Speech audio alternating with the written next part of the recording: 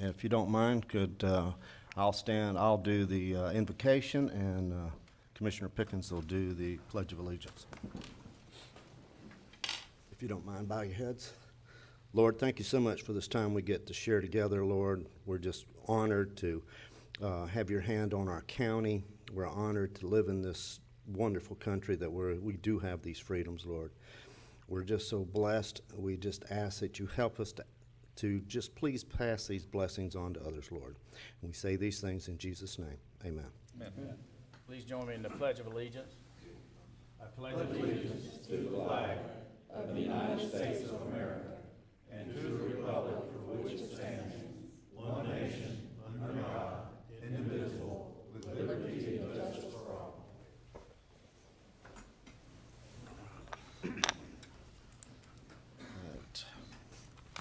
Now, has everybody had a chance to look over the minutes? Mr. Chairman, I make a motion to approve the minutes of November 28th, BOCC, and the regular meeting November 14th of the regular workshop.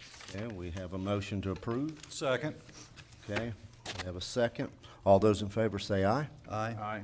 All those in not favor say the same thing. Okay, motion moves. We have a proclamation of the One Book, One Putnam. And if Mr. Harvey doesn't mind, he's going to read the proclamation. And Steve Crowley.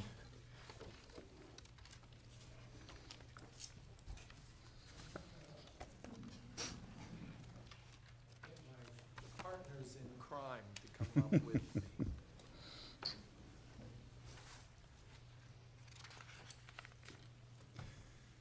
Mr. Chairman, Proclamation, One Book, One Putnam, 2017, Putnam County Read Rocket Boys by Homer Hickman. Whereas regarding reading is an important activity for all of the residents in Putnam County, and whereas less than half of our adult American population now reads literature, the Board of County Commissioners wishes to encourage all of the county's residents, both young and old, to read, and whereas reading is one way to create bonds within a family and among friends and neighbors. We want to get everyone in the community, from high school students and office workers to public officials, senior citizens, to read and discuss a great book together. And whereas One Book, One Putnam is encouraging all residents to read Homer Hickman's book, Rocket Boys, a story of a boy who follows his dream against adversity.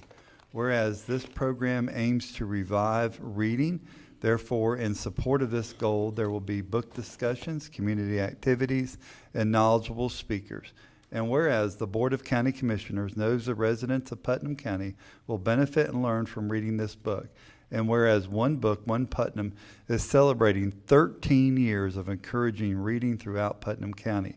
Now, therefore, be it proclaimed that the Putnam County Board of County Commissioners does hereby support learning through reading as promoted by One Book, One Putnam, and proclaims January and February 2018 as One Book, One Putnam reading season, and congratulates One Book, One Putnam on its 14 years of promoting reading and discussion. Mr. Chairman, I move this for approval. Thank you. Second it. And we have a second. All those in favor say aye. Aye. All right. All those not? Thank you. It moves. Yeah.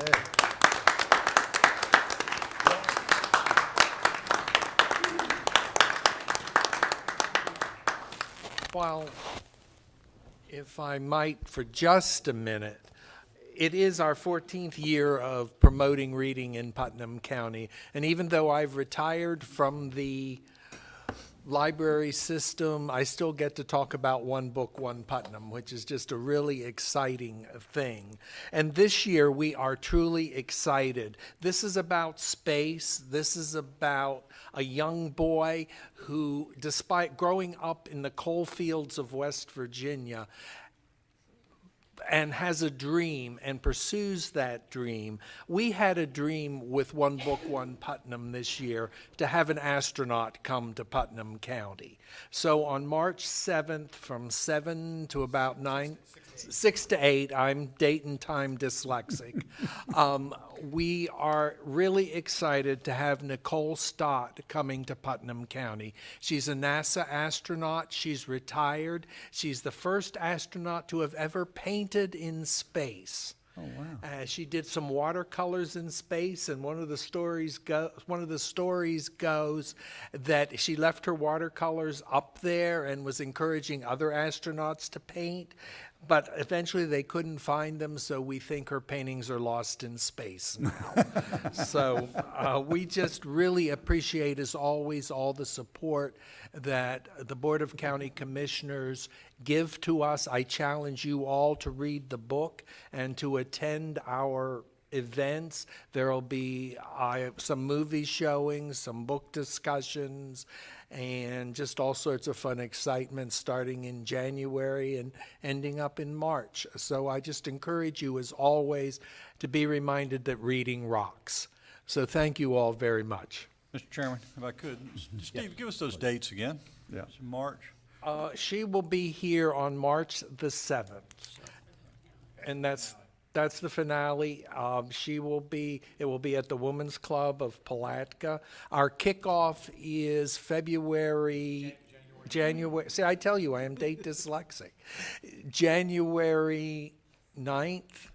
5:30 to 7:30. I have this little bird. 5:30 to 7:30 at the Golf course. Palatka Clubhouse. Golf Course, and that's also going to be exciting. We've been talking to the Northeast Florida Rocket Association, and we're going to have a rocket launch. Oh, cool. So anyone want to volunteer to go into space? We'll take a volunteer. Our chairman will always do that. Well, isn't there the Goddard Space Center and that kind of thing? But seriously, we look forward to a wonderful reading season, and as always, do appreciate all the support that you give One Book, One Putnam. Good deal. And in turn, we thank this group for all the wonderful reads over the years you just mentioned. And I asked the name of the author from 2 years ago. I thought it was last year, how time flies. But Laura Lee Smith, I read in the Times-Union, she has a new novel out, and another one on North Florida. So thank you for bringing her forward 2 years ago. Just to take about one more minute of your time, my fine partners in crime that are here today, Lula Gale Griffiths, Bob Lee, Andrea Gillen, Harry Gillian, and Yvonne. And Everybody knows we all know Yvonne, but unfortunately, Yvonne, I guess, is not going to be here much longer, and she's going to join the ranks of the wonderfully retired from Putnam County. And I too will be hanging on to one book. so we appreciate that. So have a great day. We appreciate it. Merry Christmas. Thank you. Merry Christmas.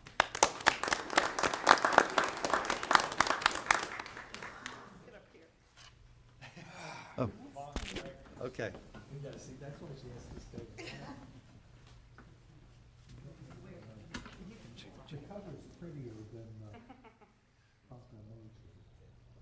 don't miss my contacts, but this is blurry. I'm gonna take a couple.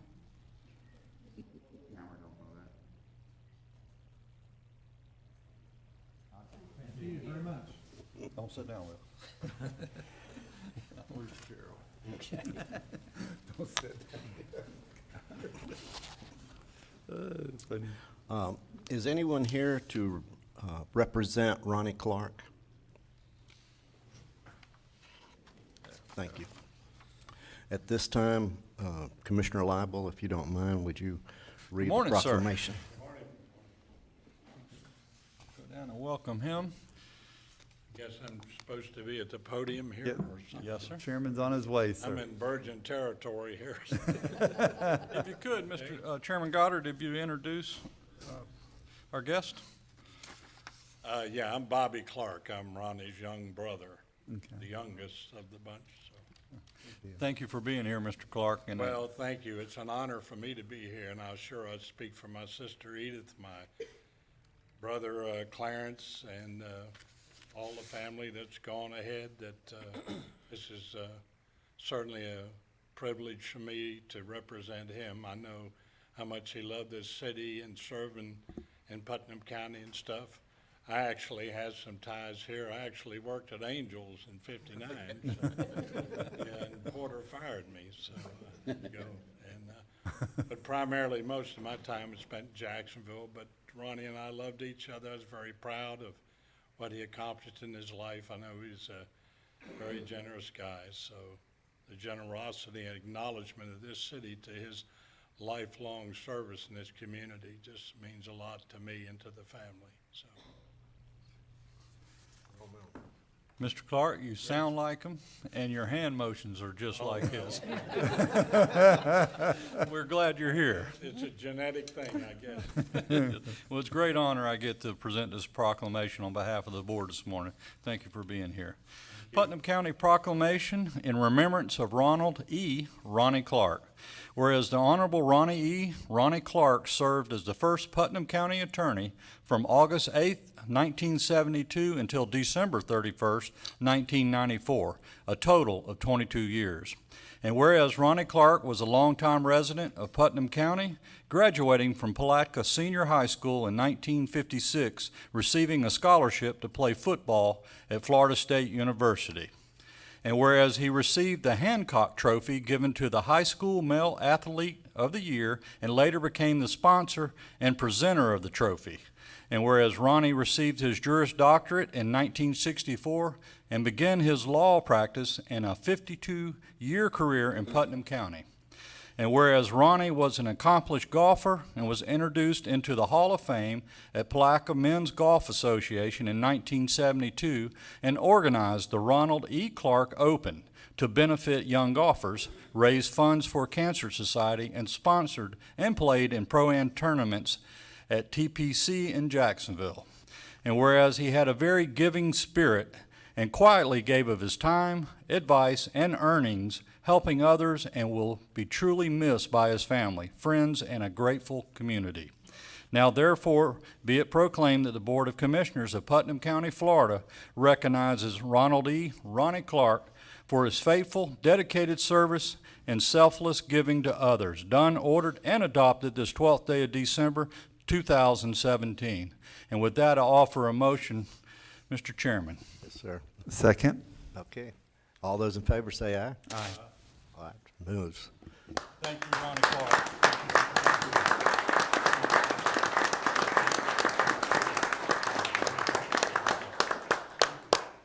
You want us to come down?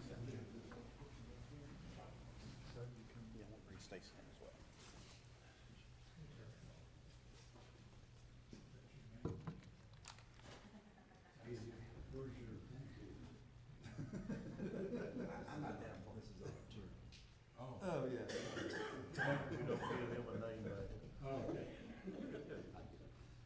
Can you get all of that? Yep, gotcha.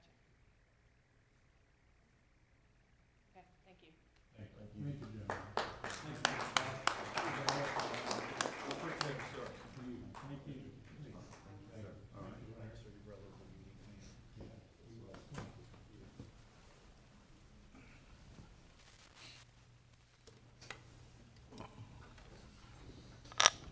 Okay, I know that this is this is now the fun part.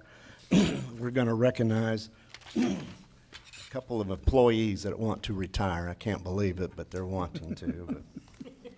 But, Mr. John Salmons and Yvonne Parrish, if you'd come to the front.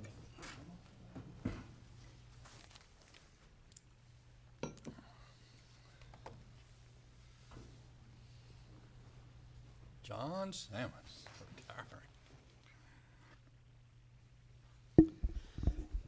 Good morning, Mr. Chair and Commissioners. It's an absolute honor to be here this morning as the county administrator to, to present these plaques to these two county employees, long-term county employees who've done an outstanding job representing not only you commissioners, but the staff in Putnam County as a whole. I know that the agenda has John Salmons listed first, but my mama raised me better than that, so we're going to let ladies go first. So, Mr. Chair, with your permission, I'll go ahead and read the plaque. Ms. Yvonne, would you join me, please? Sure. So it's presented to Yvonne Parrish for over 13 years of dedicated service to the citizens of Putnam County, dated December 29, 2017. Yvonne, personally, just thank you for all you've done for Putnam County for the years, and you are certainly going to be missed. And we'll, hopefully you'll be in touch with us and will not forget us. Thank you. Thank you.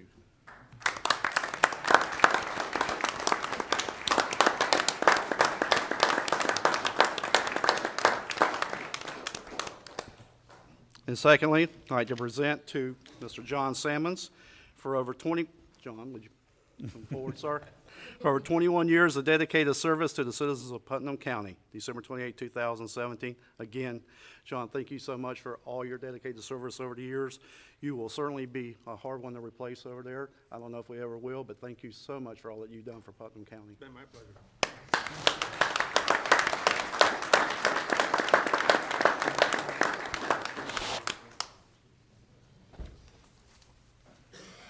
Get a picture taken.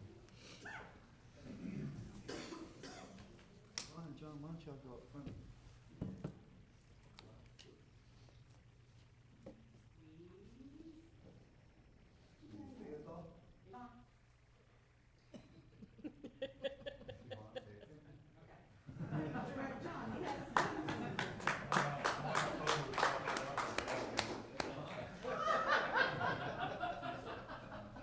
That's okay, I don't mind rabbit ears.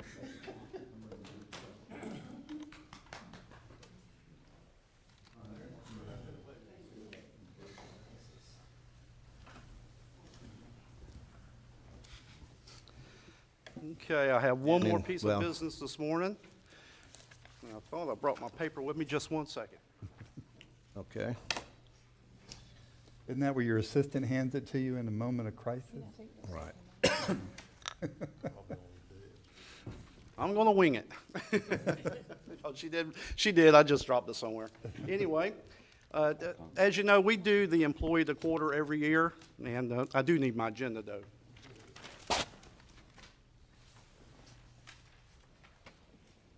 Please forgive me, this is the first opportunity I've had to do this, and I'm excited to do it, but a little nervous at the same time. But as you know, Putnam County does an employee of the quarter every year, and then we follow that up with an employee of the year. This is a very prestigious award for our staff because it's voted on by their peers. So it's, you know, it's not only an honor for us to be able to recognize them today, but it's also an honor for them to know that they were recognized by their peers. So if we have them in the audience today, the first quarter winner for this year was Ms. Lori Parker. Is she here? And then we have Mr. Eddie Bryant received the award in the second quarter, but he's retired, so I don't know if Mr. Bryant is here. We have Charlie Francis for the third quarter and Karen Adams for the fourth quarter. Yay.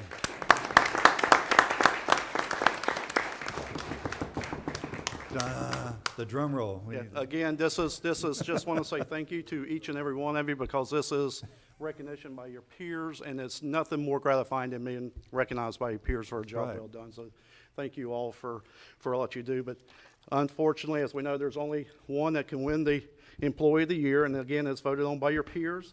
And this year, the staff has voted Ms. Lori Parker as the Employee of the Year.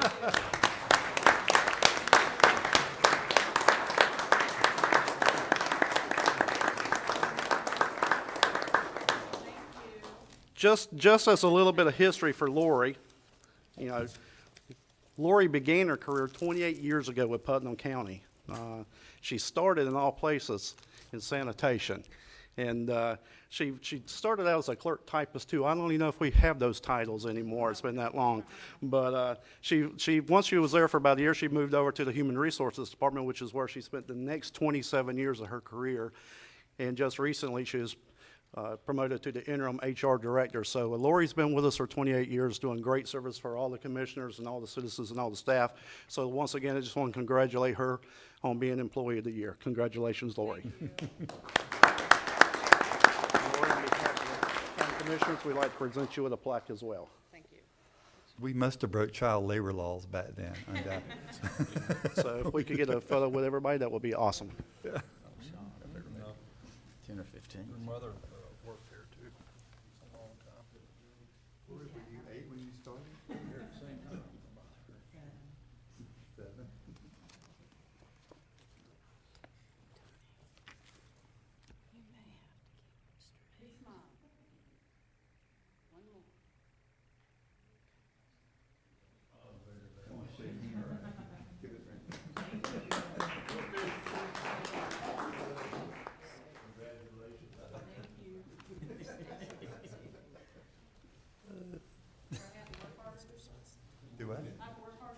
Yes. Yes, ma'am, Sure the she could work expectations any has grown. Okay, we will recess our Porter County Commissioners meeting, and we will begin our Port Authority meeting. So we'll start our Port Authority meeting. Approval of minutes from October 10th, 2017. Move approval. Do we have a second? I'll second it. Yeah, we have a first and a second. All those in favor say aye. Aye. Okay, anyone against? So moves. A bit, Mr. Chairman, before you, I hate to interrupt you, but before you move to item B, just for clarification, I received an email yesterday afternoon, late yesterday afternoon, I believe, as well as you did, that the presentation by the Palmer Group was requested to be pulled from the agenda this morning. Okay, so there is no presentation. I think at this time what we need to do is move for a workshop sometime in January. I had suggested that on our next meeting, which will be the 9th, perhaps after we have our initial workshop in that afternoon, say 3 o'clock, we have our Port Authority meeting. And that's just a suggestion. That's kind of go with whatever. On your calendar, is the 9th the second Tuesday or the first? It's the second Tuesday. Okay, just making sure. That's I'm all. good with that, Mr. Chairman. Good to go. Okay, so is everybody in agreement? Then we will have our workshop on, let's say, 3 o'clock on the 9th. You want to do a time certain for a workshop? That's it, your I chairman. just thought we would. Okay. Okay. All those in favor, say aye. We're fine. Okay, then it's all good. We'll move. We will now reconvene our Board of County Commissioners meeting. And now this is our time for public comment. I don't have any cards up here, but if there's anyone from the audience that would like to speak, now is the time. Seeing none, we'll close public comment and we'll move to the consent agenda. Commissioners, does anyone have any? We'll start with Mr. Lible. I'd like to remove C and N, please. Commissioner Pickens? Is 9 on the consent agenda, or is that going to be a separate item? That's separate. Okay, that's fine. I have none. Commissioner Harvey? Yes, Mr. Chairman, item K for me, please. I have none. Okay. Commissioner Turner has none. With that, so we'll move to item C. Commissioner Lible. Yes, Mr. Tompkins with us still? Oh, there you are. This is not you yet. This is for, Wait a minute, it very well might be, okay? The jury's out on that one, okay? are you in need of service? If we have another hurricane next year, we may No, be. Mr. Manning, this is for you, primarily. That was funny. Here's my notes, excuse me. In the contract here with the Mental Health Services Meridian, I noticed that our quarterly payments, we're going to pay the whole contract in quarterly payments, but if we were to dissolve this contract, how would the quarterly payments be divvied up? There's no mention of a per diem repayment or anything like that. Is your copy of this contract have any of that kind of language in it? No, this is really a grant agreement that's done every year, and really we're providing the funds for the services they're providing. But yeah, if they get a quarterly payment, it would be, if it were to be terminated The grant is after that payment, then The grant is awarded to Putnam County, isn't it? No, it's a grant that the county makes to this organization in order, because they do provide these mental health services to the community, and it's a way for this board to assist them in their endeavors in doing that. So it's not basically a services contract between the county and them. It's just a grant, and we provide that the payments quarterly. So certainly, if you all wanted to, provide those on a monthly, we could suggest revisions to this agreement and do that. So the origins of the money is from the state, then, I think is what you're telling me. Awarded to the county to award to Meridian. I'm not sure. I don't believe so. No. No. It's just the I'm county sorry, granting to the organization Okay. in support of their. Yes. Ms. Papel, you see what I'm getting at? I mean, it's not big money, but every penny counts. This is, since the county does not have a Health and Human Services department within the county itself, and there are certain Health and Human Services endeavors that counties are expected to provide. In the area of our budget for Health and Human Services, traditionally, and I haven't gotten into the weeds on this, I apologize, but traditionally, we have given this grant to help meet our Health and Human Services expectations in the county, since we don't have our own department. It sits in the same pot of money as where we pay HICRA, where we pay Medicaid. This is where it is in the budget, and the line it has always been paid out of is a grants and aid line, not a vendor type line. So. Okay, still, what I'm getting at is, if this contract abruptly ends, who's responsible for repayment of that money if we're on a quarterly basis and they were awarded? This is general fund money. We're not getting this money from the state. This is budgeted general fund money. It's our money. All right. Correct. Okay. Well, let's don't let any of it slip. I don't think this will happen, but this is a moving target, the mental health services, particularly brand new system we're doing with this Baker Act money, and anything can happen. There's been a lot of movement. I would say stay tuned. County administration is working on a lot of ideas, and this may come up again and make you feel much better. Okay, that's what I'm getting at, because it's all brand new, and as you all know. Okay. All right, then C, Mr. Tompkins, not needing mental health services, will you come to the podium, please? Well, we're not sure about that yet. Okay, question simple again about money here.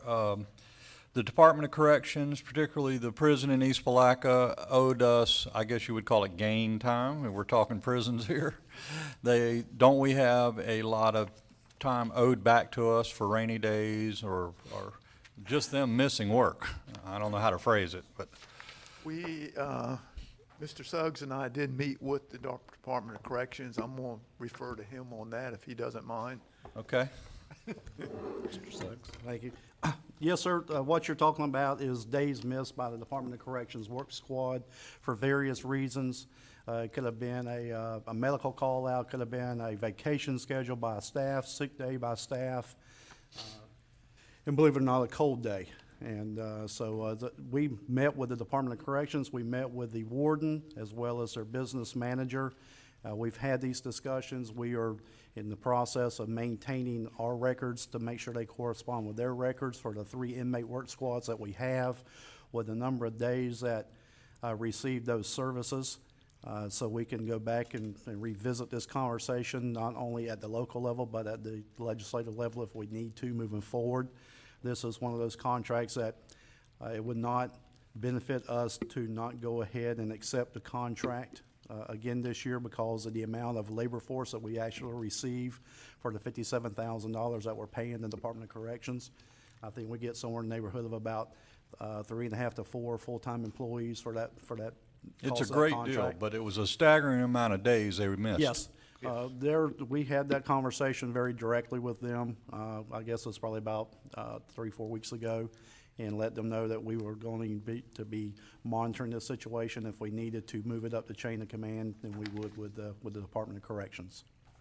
Okay. Again, accountability. That's all I'm looking for. Right, and we do have the inmate supervisors sign in every day at our facility when they come in, so we keep very good records of when they're here and what they're doing. So there was a discrepancy between their records and our records, and that's some of the things they're trying to vet out right now. Okay. Thank you, Press. Commissioner Mr. Harvey? Suggs. Yes, thank you, Mr. Chairman. Mr. Tompkins, you referred to three work groups. Is this 3 or just 1? This is just one contract. okay. We pay $57,000 a year per crew. The other 2 contracts are coming due late January, early February. But this one was, we originally had 2 work crews. They were able to add a 3rd work crew. That's why it's kind of out of sequence with the other 2. Right. Okay. But we do have 3 full-time work crews. And along those lines, how many workers, prisoners, if you will, do we get with that one crew? We get a supervisor. Up to five inmates per crew. Yeah. So that's a really good deal, $57,000 for 6 people on site working. That's a Yes. pretty good deal. Yeah, So the only thing we pay for is the inmate supervisor himself. The inmate, we don't pay for the inmate Right. labor itself. but we do provide vehicles. We provide vehicles, we provide equipment, we provide the gas and oil, radio system, everything they need to provide the work. If we did it in-house, we'd have to provide the same type of equipment for in-house personnel. Sure. So that's kind of a net gain for us there. But yeah, for what we get out of it, it's a very good deal. Thank you, Mr. Chairman. Mr. Manning? Just a couple of points. The contract does provide for termination upon 30 days notice for any reason or no reason. So we do have that option if administration's unhappy with the service that's being provided or the level or the amount. And the second point is I did suggest some changes to the contract to try to nail down some minimums that we would get for them and reimbursements for missed days. And that's not something that they were agreeable to without dramatic increases in the cost of the contract. So in the end, administration didn't feel that it was really beneficial to go in that direction. Commissioner Turner? Yes, Mr. Tompkins, you had mentioned a few meetings back that you were in negotiation with the sheriff and his department and maybe coming up with a sheriff's work crew perhaps in addition to the ones we're talking about today. How are you coming on that, or has it made any headway? We're still in negotiation with Sheriff DeLoach on that. And I'm not want to speak for him, but he said his prisoners are in for a very short period of time. They rotate out a good amount. The ones in the state prison are there with yearly, 1 or 2 year sentences. So it's kind of a steadier workforce. But we are still working on those negotiations to see if any possibility that Sheriff could provide an additional work crew to us. Okay, great, thank you. And if I'm not mistaken, he's already providing us one at sanitation. Yes. Something to watch, if I could, Mr. Chairman. Yes, sir. There's pending legislation coming up in January, too, to increase the amount of time that the county will be responsible for holding prisoners, up to double, like 720 days. So that changes that demographic you just spoke of big time. So we need to watch that. I hope it doesn't happen. It's a big expense on us, but if it becomes an expense, we need to form work crews to get some of these monies back as a county. Commissioner Harvey? Yeah, Mr. Chairman, along those lines, I was on a conference call with FAC Legislative Committee the other day, last Friday, about that, what Commissioner Liebel's talking about, because it would shift the burden down eventually to the counties.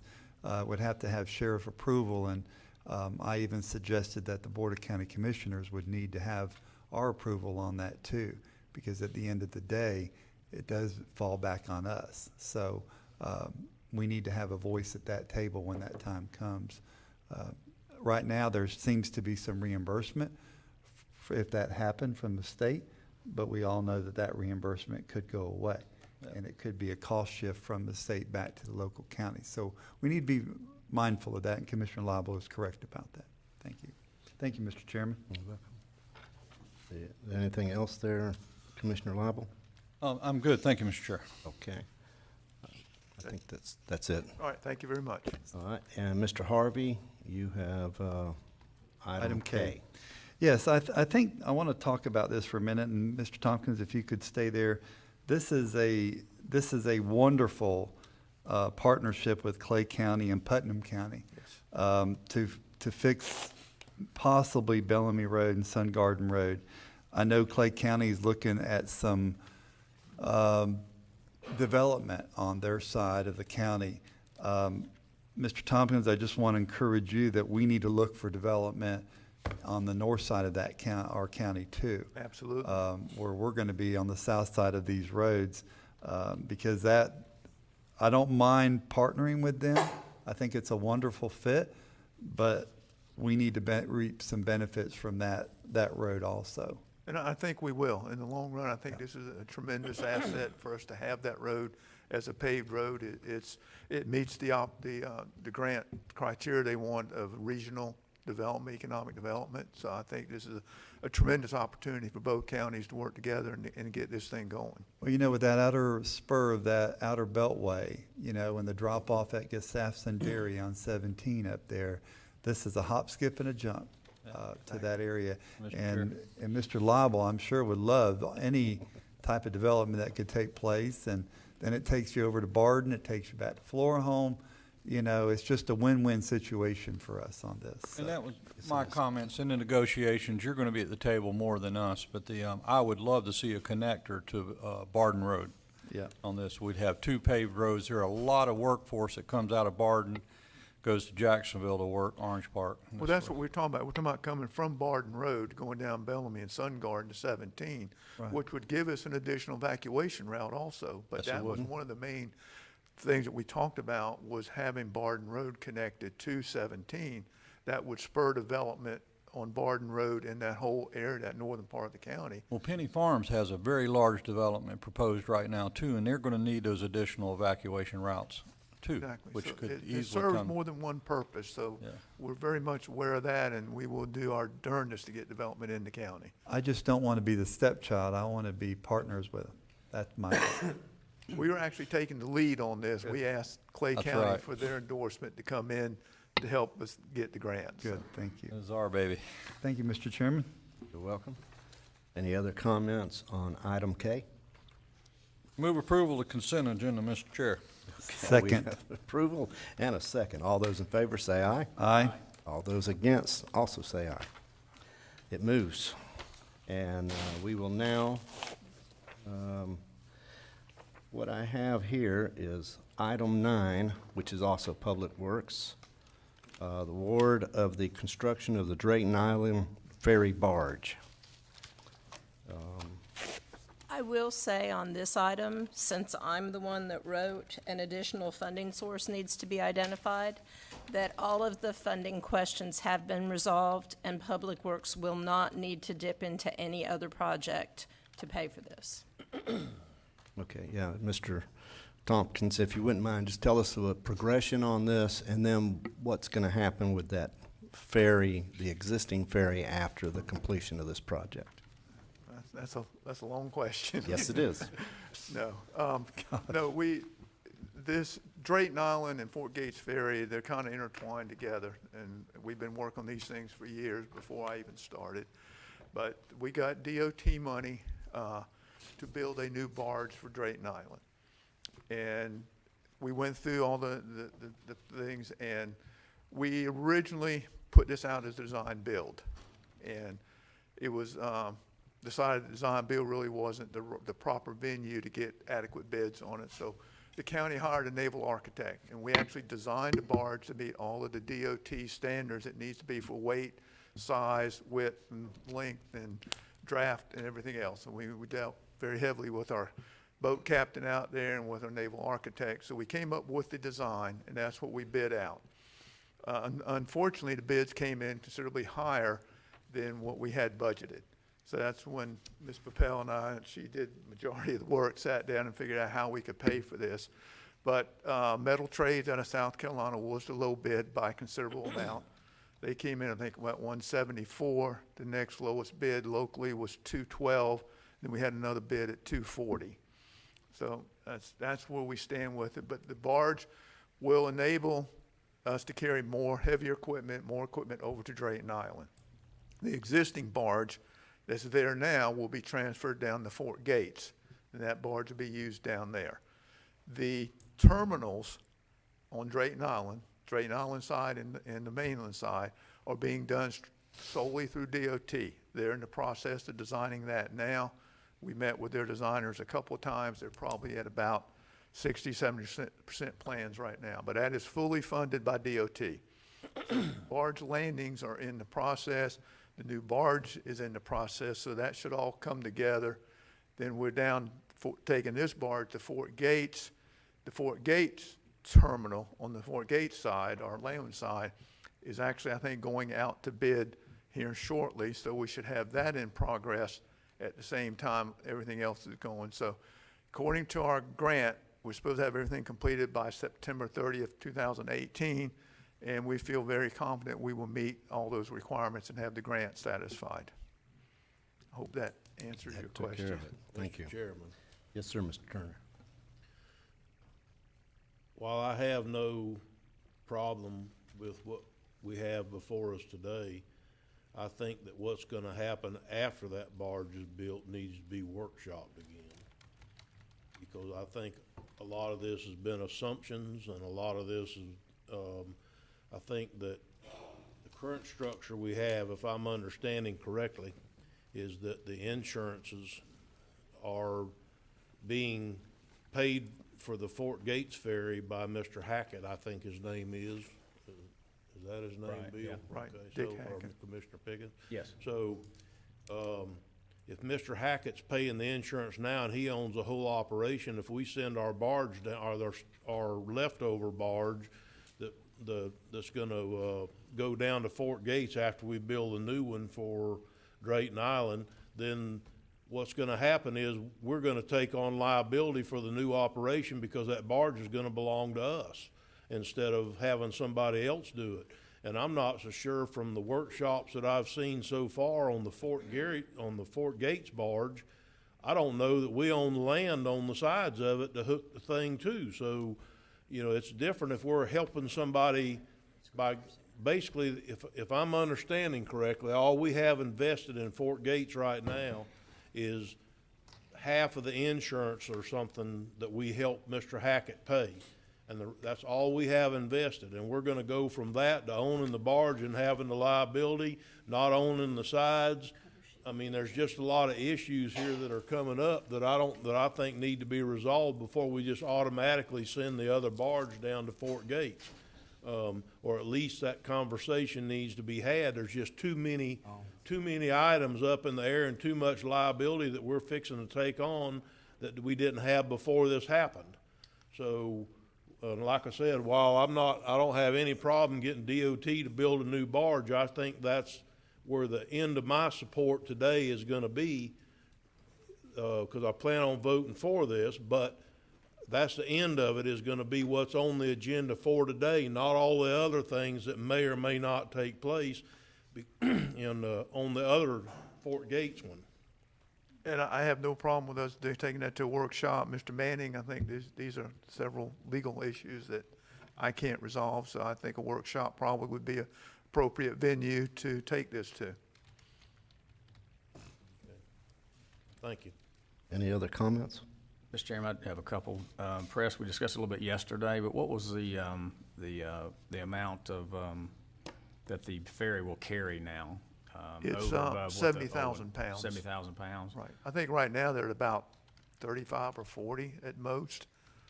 And a lot of it depends upon water level. But I believe what the new barge we got, and then when the new terminals get built, we should not have any problem at all taking anything across to the island. Okay, and this ferry will operate with the existing landings until the new ones are That is built? my understanding. We'll be able to operate on the existing landings until the new ones get built. Thank you. Any other discussion? Mr. Suggs, I think you have the floor. Yes, sir, Mr. Chairman. Just as a point of clarification, the information contained on your cover sheet for this item, bid in the amount of $178,074, as well as the bid number itself of $178,074 is correct. There was a scrivener's errors on the agenda itself that showed $174,000. Please disregard that. The information contained on your cover sheet is correct for the bid. Okay. May I ask another question? You can, Mr. Turner. This has been going on quite a while before I showed up, and so I'm trying to understand it a little more fully by asking the question, mainly of Commissioner Pickens, I guess. Was it necessary for them to double the capacity of the current barge that's ran for all these years? I'm just not, I don't know. From what I understand, that there were, with the existing barge, that you could not carry various pieces of equipment over there. An example, bulldozers and firefighting equipment. And I've also had some complaints from some of the local contractors, mainly well drilling companies, that they were not able to carry their water trucks over there and add equipment to drill the wells that they have requested. Up to like a 4-inch well, they could go and do a small jet well or something like that, but they're not able to carry those types of equipment over there. And just to add to that, Clay Electric had trouble. They could not carry one of their standard bucket trucks over. The linemen actually had to put on spikes and climb the poles by hand to do the restoration work over there. So we've been very limited on what could be going over there on the existing barge, so that was the necessity to build a new one. And just for information, DOT considers this a bridge, and that's how they're funding it. And actually, if you go down to the terminal, the landings, you'll see there's actually a bridge number painted on the piling down there. So that's how DOT is involved in it. It is classified in the state system as a bridge, and that's how we're getting the money to do it. But you are correct. The original barge right now is very weight restricted in what can go over there when it's needed to. So this will remedy a lot of the problems over there. I'm aware, Mr. Chairman, if I may, I'm aware in times past where there's been issues with weight limits on the existing barge, but there's also been other people that you could borrow a barge or rent a barge from that could take stuff over there that was too heavy to put on there. I mean, we've had to do it in my private business when we worked on the island, but it never seemed to be an issue to find somebody that would send a barge over there. That's the only reason I was asking the question.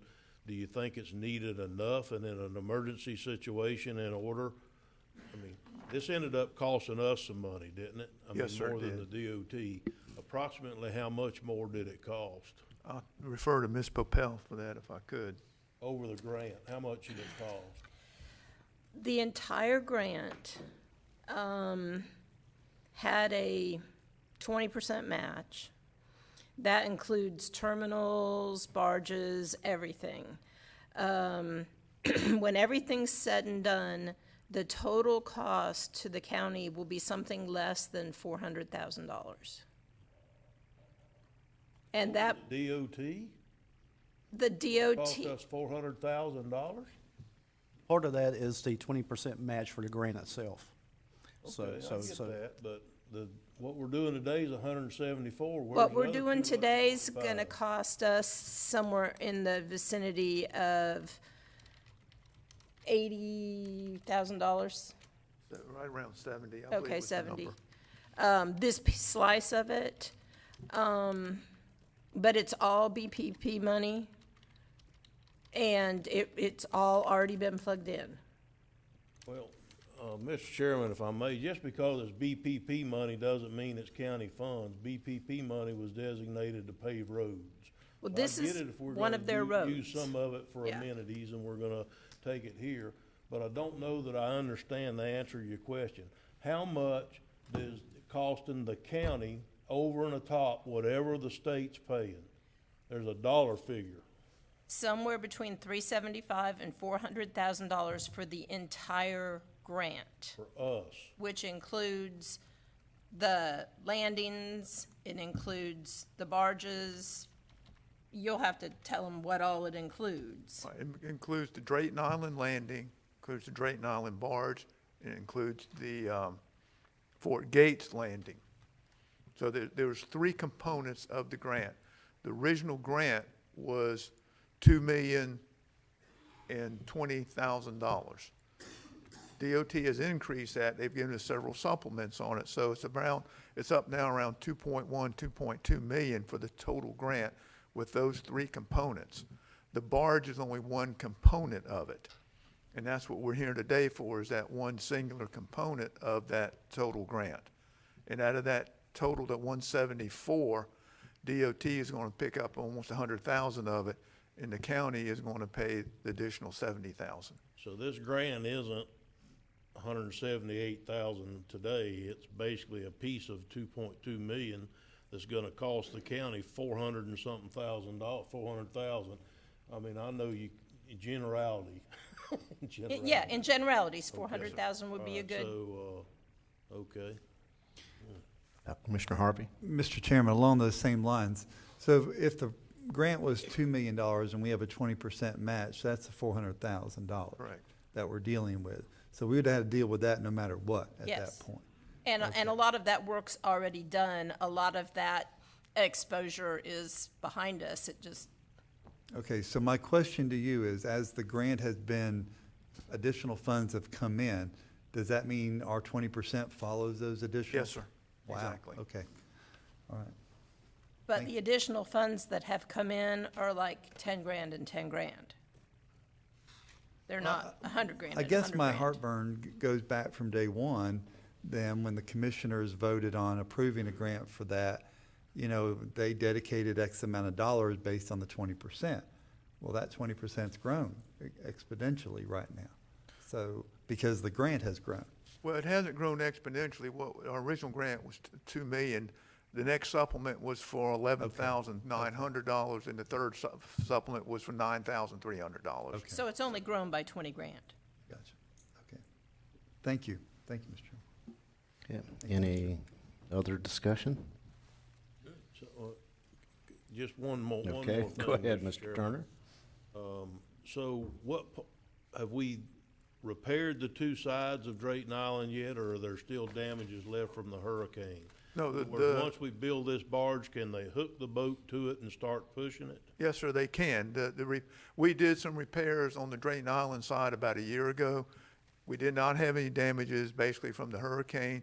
The mainland side is functional too. There's a couple loose timbers, which we're in the process of working with Karen to get those fixed. But those ferry landings are operational. In fact, I was over there a week and a half ago with the DOT design group, going through the whole 9 yards over there with them. Now, I'll be honest with you, the Drayton Island landings were damaged beyond repair. I mean, excuse me, the Fort Gates Yeah, landing. let's keep them separate if we can, Yes. because they're two different issues They are, but completely. unfortunately, this grant is all intermingled together, so I've went to a great deal of pains the other day to separate everything out from the three components of the grant to where monies are going, how they've been allocated, and what's been spent, so. Okay, but- so there were monies in the grant for the Fort Gates Ferry too? Yes, sir. Okay, and what items did that cover? That covered the terminal, the new landing for Fort Gates. The original grant was $960,000 for Drayton Island, $1,020,000 for Fort Gates, and then $100,000 for the barge, which was an $80,000 DOT, $20,000 So us. DOT is looking at Fort Gates also like Yes. it's a bridge. Yes. Okay, thank you, Mr. Chairman. You're welcome. Mr. Okay. Chairman, Mr. Harvey? one last thing that struck my, so this is for two different, I got it. Does our match with the barge that we currently own at Drayton Island, does that barge count for some of the 20% match? Because that's a county asset. I don't know the answer to that. I have not explored that. Okay, all right, But I'll we let it would- go. we would but definitely look maybe into we that. can get back with me on that answer. Yes, sir. Thank you. Okay. Thank you, Mr. Chairman. All right, now, get back where we were, which was the award of the bid. Mr. Chairman, I make a motion that we award the bid 1721. Okay, we have a proper motion. Do I have a second? I'll second it. Okay, we have a second. All those in favor say aye. Aye. All those against, same sign. So moves. Thank you very much. At this time, Mr. Smith, would you like to make any comments? Yes, thank you, Mr. Chairman. First, I want to thank Mr. Suggs and Amanda and the commission for allowing my report to be moved up in the agenda. Generally, the items that deal with land development codes and planning and development public hearings, I have less involvement in those. And in the court setting, we have gone from basically 12 jury selection days a year to next year we're going to have 42. So my time's going to be needed a little more at the courthouse, and this allows me to make a judgment on where I should be without impacting my responsibilities to provide the services that I do for you.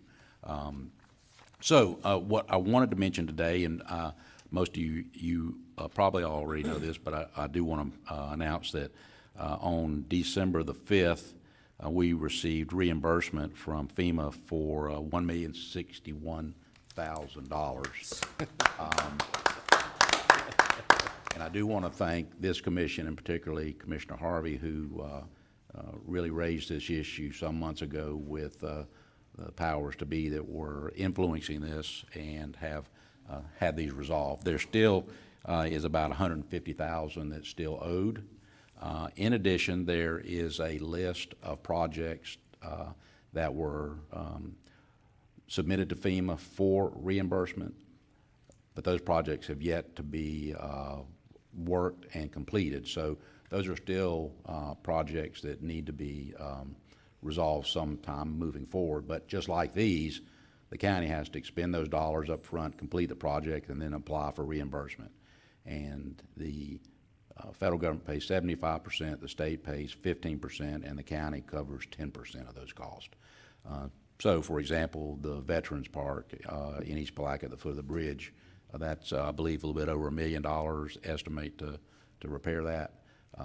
So those funds that have to be expended, and then you would get back about 90% of that.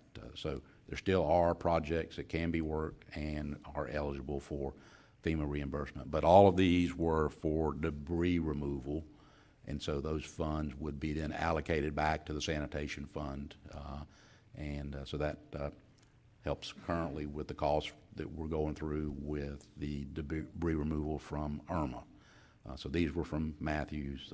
We're still expending dollars on Irma, and at some point, then we will get a reimbursement on those. So it's good news. Thank you once again to the commission for raising this issue with those that could help with that, and to Mr. Suggs. All of you have done a great job, and I thank you for that. And do you have any other items? And with that, that's our report today. Thank you, sir. Okay. Mr. Chairman. Yes, sir. Mr. Turner. Thank you for your report, Mr. Smith. Exactly how does that impact us? Does that give us, I mean, we had to spend this money in advance, and so I'm assuming that the sanitation department didn't have $1 million laying around they could spend, and so we had to put some in, or did we not? Fortunately, the sanitation department had been sequestering funds for a construction project, so they spent funds meant for capital and construction on debris removal. This money coming in helps with the cash flow of the money going out for Irma, but we're going to need to be just as hot and heavy to try and get the Irma money back, just to maintain positive cash flow. Okay, so basically it did come out of sanitation, out of a Yes, fund sir. that they were gonna use for something else that they could use for this. Yes, sir. Okay, and so I'm assuming we're still using that same fund that they amassed to do that capital project with to help with Irma, and all we did was put $1 million back in it to help repay the capital that's gonna go towards Irma. Okay, I sure hope we don't have another one. That's exactly right. From your lips to God's ears. That's right. Thank you. Any other comments? With that, let's have a 3-minute recess.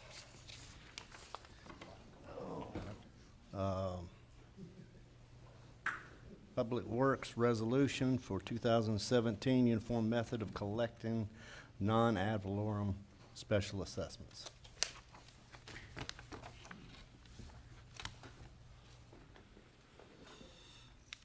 You have the floor, Mr. Tompkins. Again, well, let's bring a chair up here. We do this every year. This is our non-ad valorem property tax that we do to collect the money from the MSBU's we have in the county. It's a standard proclamation we do every year, this time of year, to allow the clerk to, or the tax collector to be able to collect the non-ad valorem taxes for the MSBU's. Commissioner Lible? Had a comment. How about Commissioner Lible? Excuse me. Commissioner Harvey. Getting us confused down there? Yes, that's Thank you, shameful. Mr. Chairman. I kind of do this every year. Yes, sir. Just for the benefit of the public, to make sure that they know that we're not creating any new assessments No, sir. without it coming before the board. So these are just the standard assessments that are taking place currently. Any new things will have to come before the Board of County Commissioners. Absolutely. These are the same assessments that have been done for all the MSBU's. There's no increase in any assessments. You're entirely correct. Any change in assessment has a very rigorous process we have to go through to hold public meetings and to go through a lot of advertisements before it would even come to the board to request an increase. So these assessments are exactly what they are today. Thank you, Mr. Chairman. Any comments? Got to open up for public this week. Okay. 4. Anyone in the public want to speak for or against this? Seeing none, we'll close that. We'll move to, Mr. Chairman, I'd like to make a motion yes, sir. that we move forward 2017 uniform method of collecting non-ad valorem special assessments. And I'll second that, Mr. Chairman. Okay, we have a proper first and a proper second. All those in favor, say aye. Aye. And is open for discussion? That we already. I'm sorry, passed missed it. Obviously, we passed our discussion. Yep. So it so moves. Okay, next would be item B. Yes, sir, go ahead. You didn't ask for the nays? All those not in favor, use the same sign. Seeing none, it so moves. Thank you. Let's move to B. You do Which need a is- chair up here. Fertilizer Ordinance. Yes, sir. What the request is that, as you well know, we're under a mandate from the Florida Department of Environmental Protection, what was called the BMAP, which we have to meet certain nitrogen, phosphorus reductions to the St. Johns River. This BMAP been in existence since October 2008, and the counties have been working on this very diligently. And what DEP came up and said, to mimic the state requirements, that if the counties would pass the fertilizer ordinance, which basically mimics the state requirement of what fertilizers can contain and what the local stores can sell, that we would get credits towards our BMAP requirements. And this particular ordinance, and also the next one, garners about 400 pounds of nitrogen removal towards our BMAP requirement.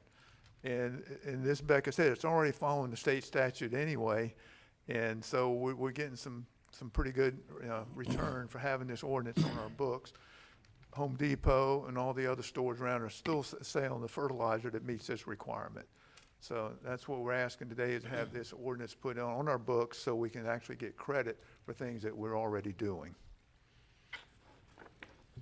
Okay. If I could, Mr. Chair. Yes, sir, Commissioner I'd Lible. like just to extend the comments from Mr. Tompkins that I think that it would behoove this board and it would show great leadership in the region. We pride our river. We're one of the only communities with a community on both sides of the river, east and west. And we follow the toxic algae blooms that are up and down the river in different communities that are much more dense than ours. And to avoid this problem as we develop, this is a big measure. I'd like to bring out the point that this does not cover commercial farming. Right. You know, they're regulated by the state on their own. This is just a good measure. We're not depriving anybody of fertilizer. Like Mr. Tompkins says, this is in stock at all of the different stores that supply fertilizer. But it's great leadership, and it shows that we do love our river, and we'll keep it clean for our recreational purposes, and all the effort that we're putting into nature-based tourism, it only enhances that effort. So anyhow, I would ask for your support, and I probably have it already, but I feel compelled to share this with you. Thank you. Mr. Chairman, may I? Thank you. Also, I want to piggyback on something you said, Mr. Tompkins. The local stores are selling the product anyway. I was online a few weeks ago looking at the fertilizer that my yard requires for winterizing, and it called for a higher nitrogen level. Well, I went out looking for it, and they don't have it. And actually, it was a good thing because, as Commissioner Lible said, I live on water, and I didn't want to put nitrogen in my water, if you will. So a lower nitrogen, my grass will do just fine. It'll get used to what it needs to get used to, but we don't need to pollute our water. So I applaud you, Mr. Lible. Commissioner Harvey. Yeah, we all need to be mindful of that. And the farms are already doing best practices. They're doing their thing, which is far greater than this. So I support this too, and I think it's a wonderful move for Putnam County. Excellent. Any other comments on the board? Any comments from the public for or against this ordinance? Seeing none, we'll close that portion and we'll move to. I move approval of staff recommendations, Mr. Chair. I'll second that, Mr. Chairman. Fine. We have a proper first, proper second. Any discussion? Seeing none. All those in favor say aye. Aye. Aye. All those against, same sign. Seeing none, so moves. Thank you, colleagues. Okay. We'll now move to pet waste ordinance, again with Mr. Tompkins.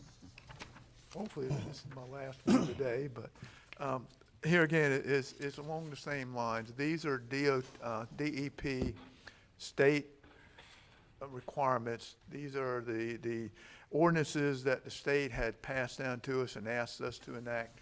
We also get credit on our BMAP again. We get another 400 pounds of nitrogen removal by having this ordinance on our books.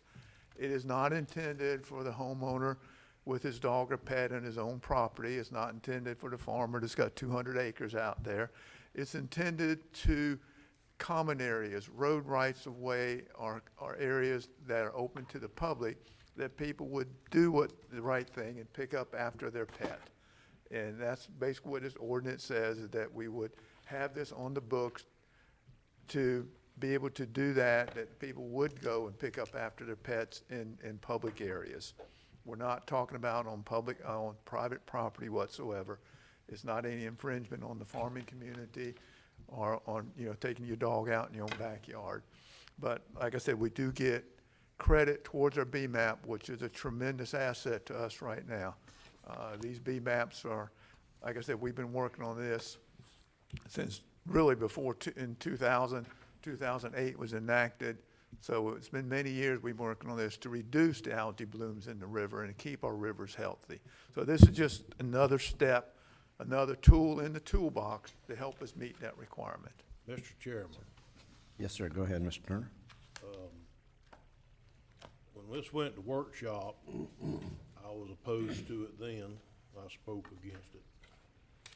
And I gave it the benefit of the doubt, so I went and read it again. And then I didn't believe what I read, so I read it a third time. And I still came up with the same interpretation. It may be your intent for this ordinance to be only in common spaces, but that isn't what it says. If you want me to, I can dig out the exact phrasing if you'd like, but it's not what it says.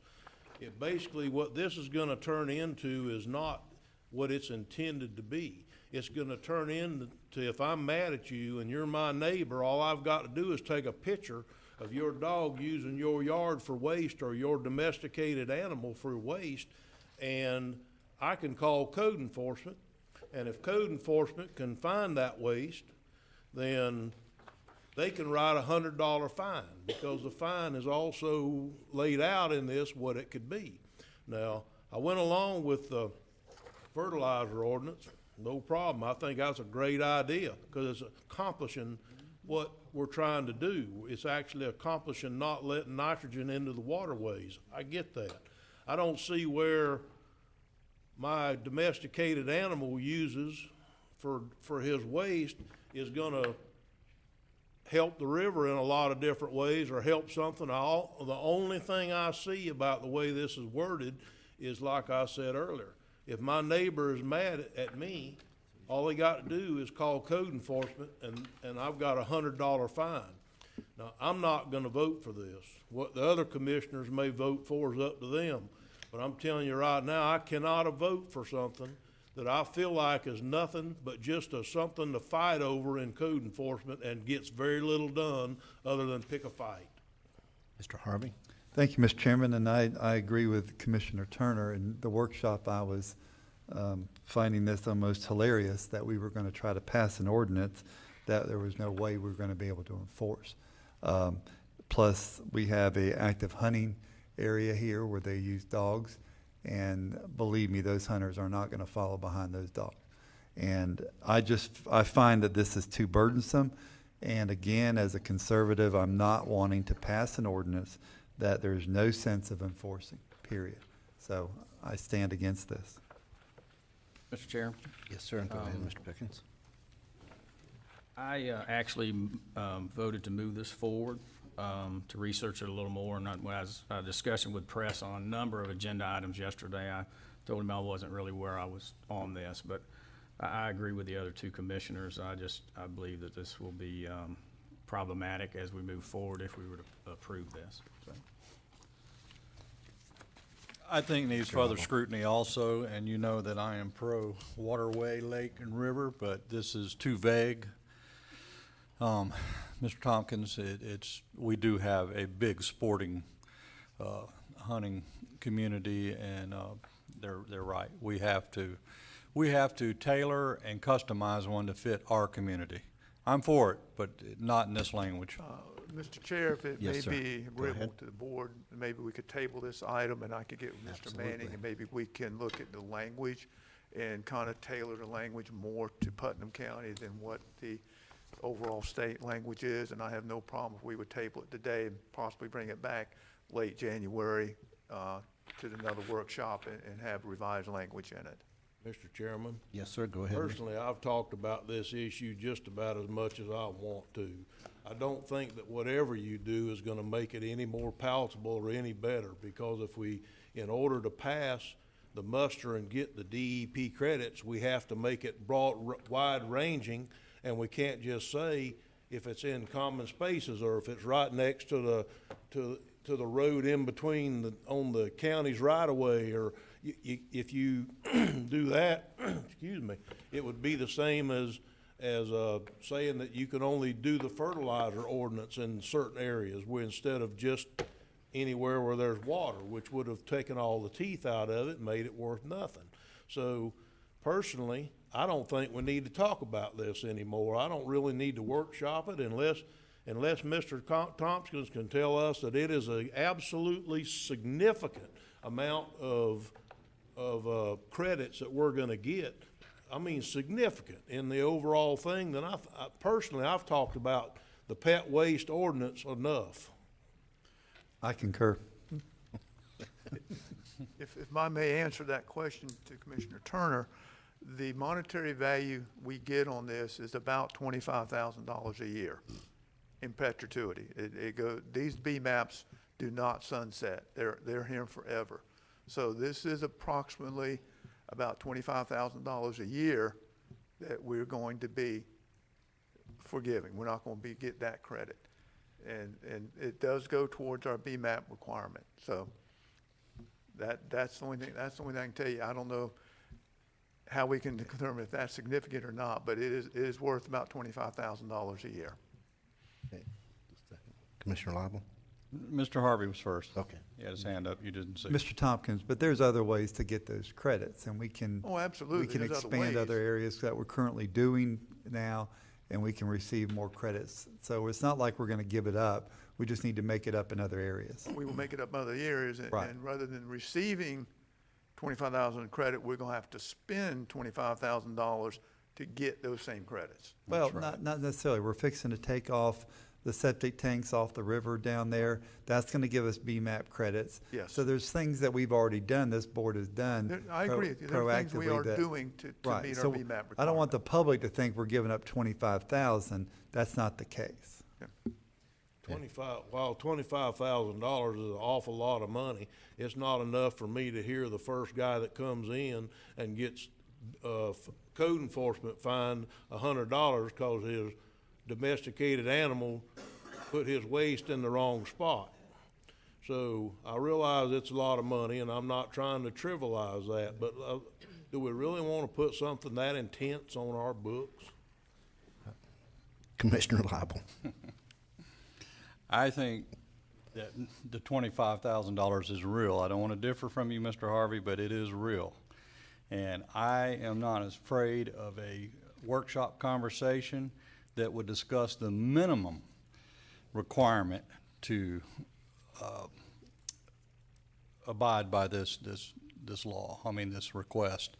And what's the word I'm looking for? Compliance. What's the minimum compliance? If you could bring that to a workshop, I would ask my colleagues, if we could just, not in a long, drawn-out deal, Mr. Turner, you make a lot of sense, but if we can net $25,000 on a minimal effort to get in compliance with this, let's at least look at it. That's all I'm saying. Okay, well, if we're gonna do this, then I would like Public Works to bring to me a spreadsheet showing exactly where the That's fine. 25,000's coming from, and not just throw out a number. That's fair enough. But I'm gonna tell you right now, if y'all wanna spend time on this, fine, I'll spend time with you, but I think it's ridiculous. And, but that's fine, I'll spend time with you, it'll be no problem whatsoever, but Mr. Turner, I know exactly how you feel. You just told me. But if you would please, let's just look if we can possibly pull this off. Now, make sure that we don't have an understanding here. You're wanting to table this and rewrite this. What we would do, I'll get with Mr. Manning, we'll look at the legal side, we'll rewrite the ordinance. I will run it by DEP to make sure that they will approve it and conform to their standards. And if we can get that done, then we'll bring it back to the board in the workshop. Mr. Chairman, I think we need to take anything out of there that there's any illusion or whatsoever that if your dog is on your property and does whatever, then he is not in trouble, that you're not in trouble. And that you can't be fined $100 because your poodle goes out in your front yard. So, I'll fight this one all the way to the end because it's just not right for you to not allow somebody to use their own yard for their own domesticated animal to go use. I agree with you 100%. I do the same thing. That's where our dog goes, so. And I think you also had mentioned that rental property such as hunting club where they've rented or paid their dues. Mr. Manning, do you have any comments? Yeah, on I this? just want to clarify that the way the ordinance currently is written, it does not apply to property that the pet owner owns or possesses. Okay, so that would include rental, that would include a license to be on a hunting property. It would not include your neighbor's property. Mr. Chairman, I think that's an item for interpretation because like I said, I read it twice and it could be interpreted both ways. So here in this meeting today, we're saying that it's not, but it could also be interpreted by just changing. So I also would like to see an exclusion in there for any hunting dog. We did another ordinance a while back where we actually excluded hunting dogs, working dogs, those type of dogs. Why couldn't we add that in there if we're gonna bring it back anyhow, where all those dogs are excluded? We will look at that, and Mr. Manning and I will craft a new ordinance and bring it back to the workshop. I would want to know ahead of time what DEP's minimum requirements are before we spend time doing that. We will do that. We will get with DEP. Commissioner Yeah, Harvey? one last thing. $25,000 is very important to this commissioner, but my point is this, and I go along with Commissioner Turner on this. Bring us a spreadsheet that shows, because we're currently not getting it now, and we're going to get more credits by doing the St. Johns River Water Management Grant. So we've got big stuff coming down the road. Let's not take our eyes off the prize. The prize is the big stuff. This is a little thing. Thank you. Thank you, Mr. Chairman? Yes, If sir, I could, Mr. I'd Rob. like to offer a motion to table this item into a future workshop where more materials will be presented. Thank you. Okay. I think the point of order was withdrawn, though, wasn't it? With the table, do we need It was to? withdrawn. Withdrawal tabling.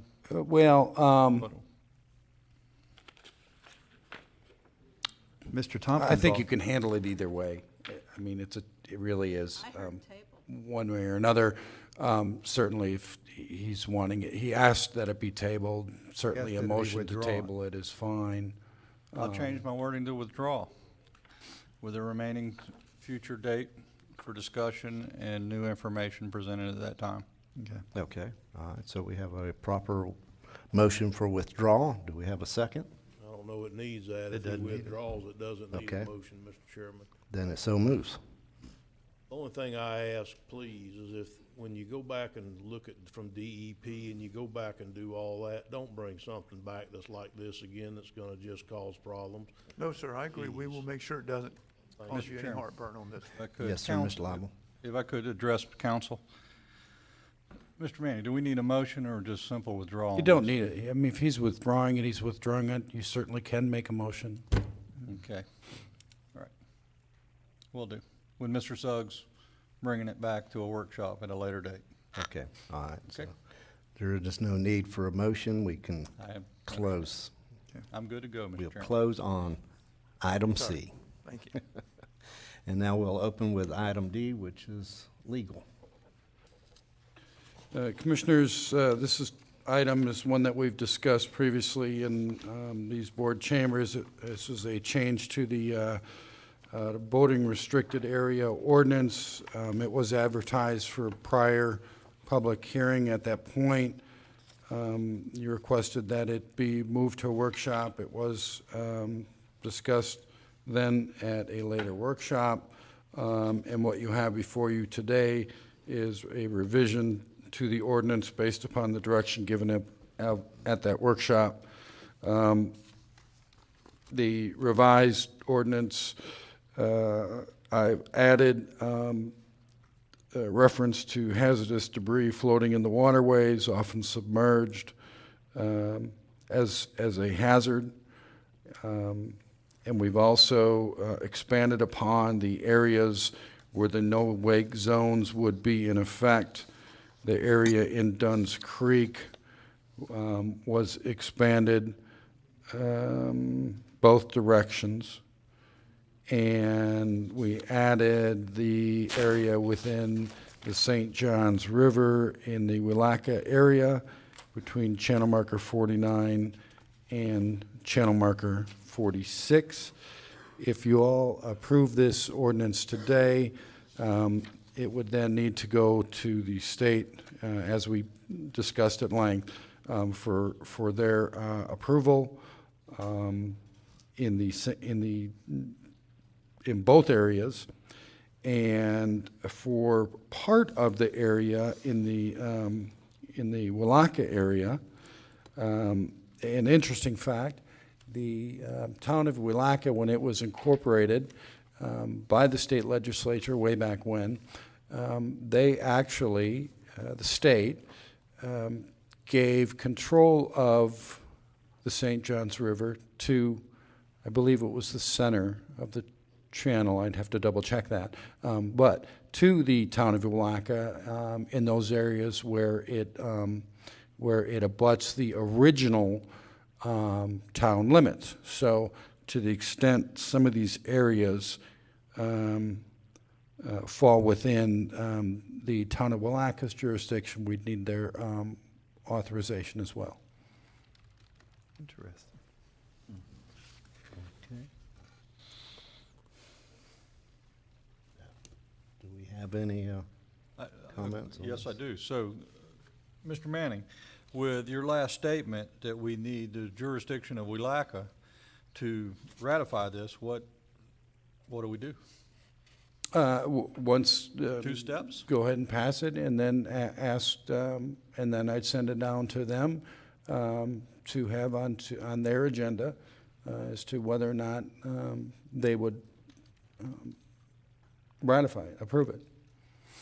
Same as we would do with the state, and it would not be effective until approved by both in those areas where both would need to approve, and just the state in the areas where the state would need to approve.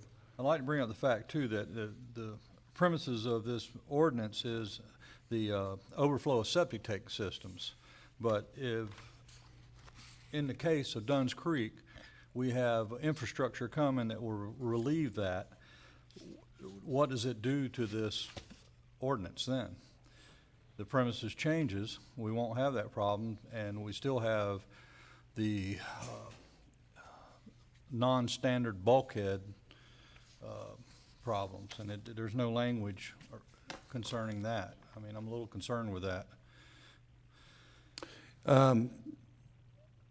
It is what it is. I mean, that's the basis for it.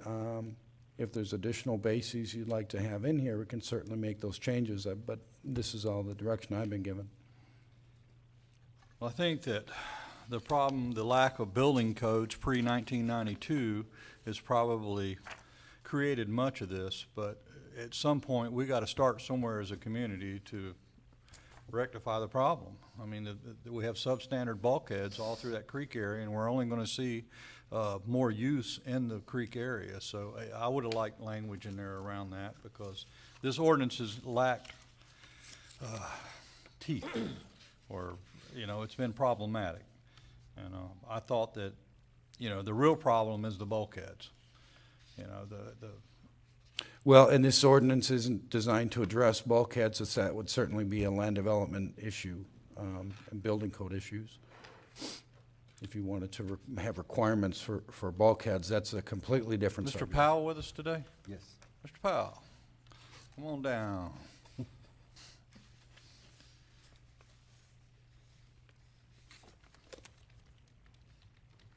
Just like to get your opinion. You have many years, maybe, experience in this in the Black Creek area.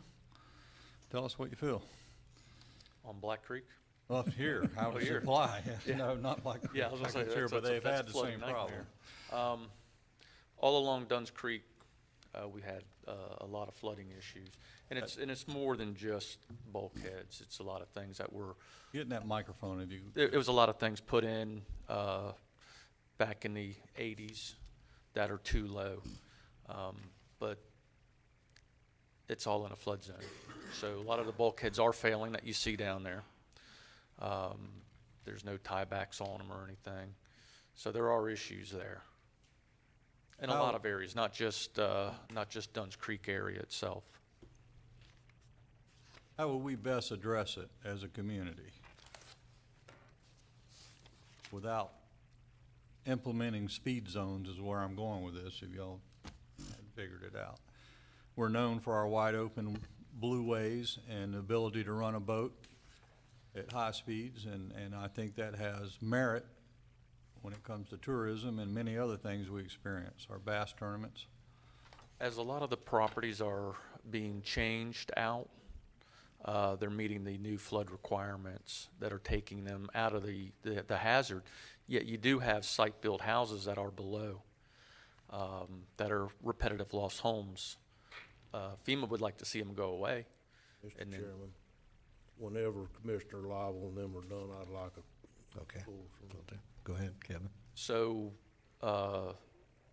there are properties as they replace them, they are coming out of the flood hazard area or being raised above. So that reduces that. But like I said, the site-built structures that are there that are repetitive losses, really not a whole lot we can do except try to mitigate them, get with FEMA and get them raised out or taken out completely. Mr. Powell, have you ever seen a program that rectified a problem like this with funding from the state or the federal government? There's a well, not a matching grant, but it's a 75-25 grant for raising homes out of the flood hazard area. Thank you, FEMA will Adam. pay 75% of the cost of doing that. I'm good, Mr. Chair. Thank you, Mr. Powell. Commissioner Turner? Yes, thank you. Let's not let this get redirected from what we started here. What we started here was to try to come up with an ordinance that would help people that lived in these low-lying areas only at time of flooded high tides. So I realize none of us want full-time speed limits on the river. I get it.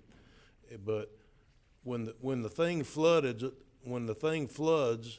only when it floods is what this says.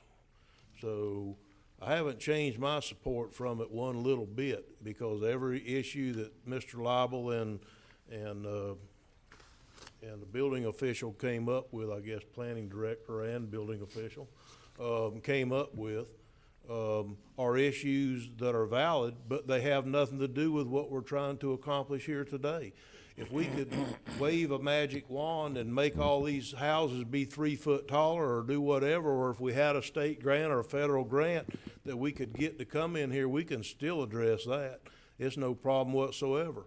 But I feel we owe this to the people that live in those low-lying areas to try and help them some during the high water floods. And Mr. Turner, I agree with you, but the problem still exists, and if we start somewhere, sometime, we might be able to overcome this and enhance our tourism industry at the same time, or maintain it.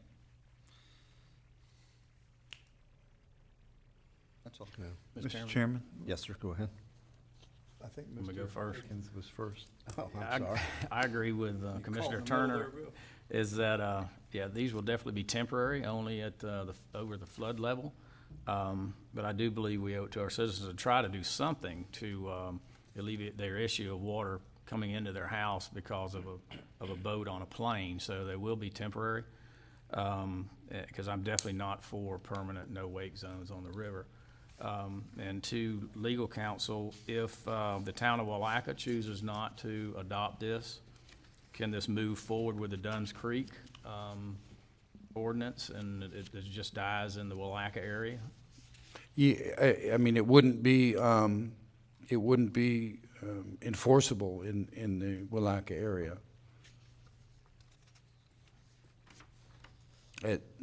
Just like, as I said, until the state approves it, it wouldn't be enforceable in Dunn's Creek either. Okay, but if Willaca does not agree with this, then that portion of this ordinance would not go to the state, is that correct? Well, the whole thing would get sent to the state. The state still has jurisdiction on the other side of the river in the Willaca area. So it's only.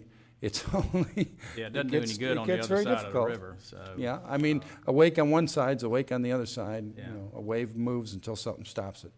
Okay. Commissioner Lible? Commissioner. I'm done, Pickens, thank you. Finished? Commissioner Harvey? Thank you, Mr. Chairman. Mr. Manning? I was thinking the same lines along Commissioner Pickens' thinking, could we make, under our summary highlights where we have A and we have all this narrative here, but could we make a B and carve out just that part of the river for the city of Willaca? And if they don't ratify it, then that B just falls off, but the A continues on?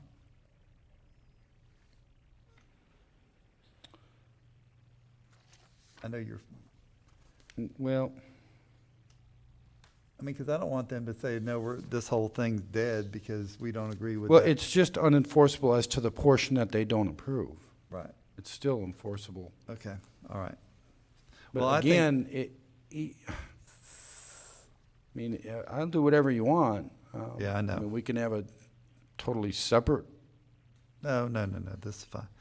I think this is a great start, though, and it's badly needed, it's been needed, that we did have one on the books, and now it's our responsibility as commissioners to fight for the citizens of Putnam County and to get the legislators and the proper agencies to sign off on this.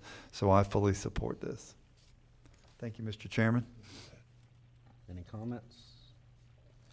Mr. Chair, just as a point of clarification, just so we don't get lost in the shuffle here under your summary page, under paragraph A, we've had a lot of conversations here this morning regarding the septic systems, and if everything does go well for this commission, we will certainly be able to get those folks off those septic systems in the near future. But there's also a second part of that sentence, and it deals with the hazardous debris that's floating in the waterway. I just don't want that to get lost in the discussion this morning, because that is, also related to the issue of the no-wake zone when we talk about a temporary enforcement.